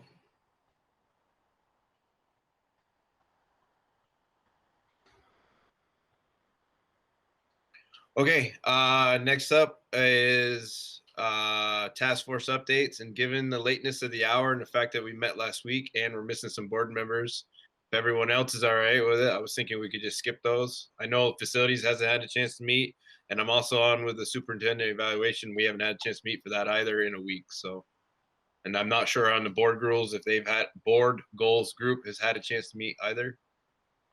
Nope. Okay, so we're gonna move right along on that. Well, just let me ask you something. Julie, are you okay with us moving on, or this? Well, yeah, absolutely.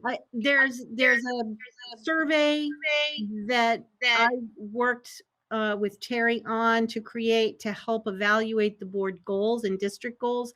And Terry and the board goals committee is going to get together and create a survey for the board for a self-evaluation of how you work together as a body. And we discussed the fact that you would want to see those at the same time. You know, you wouldn't necessarily, you know, didn't I already fill out a thing for Julie? I don't know. So that should be coming, and the board goals committee will be working on that. And Terry, when you select a date, will you please let Pierrette know so she can warn it? Uh-oh, tomorrow. Well, let Pierrette know and talk to her tomorrow. Okay, Pierrette, you there? I'll talk to you tomorrow, but 5 to 6 tomorrow.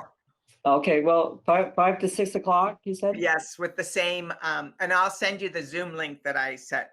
Okay, send me the Zoom link and I'll get it out tomorrow. Okay, I'll send it to you tonight because I know you get an early start, probably earlier than me. So okay. All right, very good. Thank you. Thank you. Okay, our next meeting is May 18th at 6:30, which will be held virtually, like we have been right along. And at this time, I'd entertain a motion to go into executive session. Luann. Sorry, yes. I guess the only thing I will say about the next meeting is if there's some way to, like, I was a half an hour late tonight because I didn't have the right link. Whatever's on the website isn't the right link. And then I tried a different spot and that one wasn't right. And then I finally, I emailed Chris, I'm texting Toby's wife, so I just feel like as a board, you guys talk about some pretty important things, and I'd love to get some community involvement and people jazzed up about listening about this, because as a community member and as somebody who has children in the school, it's hard to always hear the good stuff too. And you hear a lot of complaints and people don't know what to do with it and just all that stuff. And I just think that if we made it easier for people to at least even just dial in and listen and have an awareness of what's going on and listen to students make presentations. I mean, that's good stuff. That's, but the links, and I also personally think I was actually going to email, but I'll just say it here, the Wednesday weekly, the Wednesday, that should maybe you guys talk about that and figure out how you're going to put the word out. But it's a lot to find a link to be involved, right? You have to go so many places, and you got a website, a Facebook page and all those places. And I just think that, I just think that the more people that can even just hear the message and see faces to be able to go and say, there's something I'm concerned about and I'd really like to talk to somebody, this is the space. So that's my vote, and I give it a second, and I said yes. So thank you, Luann. I'm sorry about the link being incorrect. That hasn't happened yet so far, so I'm embarrassed about that, and I will take care of that.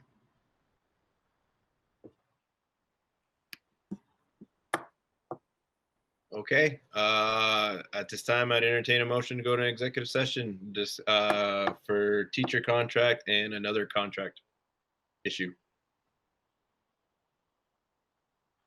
Terry's the first, Steve's the second, and we'll invite in Julie. And we don't need Laura, right? Julie? I don't know what the issue is with Don. Julie's fine. Has Dan left? Has Dan left and Jay left and Jen? The building administration might be, for my part, might be just good to get information, okay? It'll be brief. Oh, all right. So we'll invite in for Don's contract issue. We'll invite in Julie, Jay, and Dan. Yes. And then once we finish with that, it'll be just Julie. Yeah. Okay. Okay. Good night, everyone. Good night. All those in favor, raise your hand. Thanks, Lan.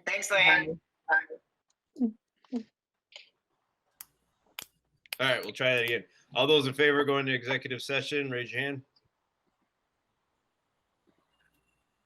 Motion carries 7-0. We are in executive session at 8:41. All right, we're out of executive session at 9:03. We have one motion on the table to accept the release of teacher contract. I need somebody to move that motion forward. Don's a first, Toby's a second. All those in favor, raise your hand. Motion carries 7-0. At this time, I'd entertain a motion to adjourn. Here, wow, everyone raised their hands. So we'll go with Jen and Joanne. And if you're ready to adjourn, raise your hand. We are adjourned.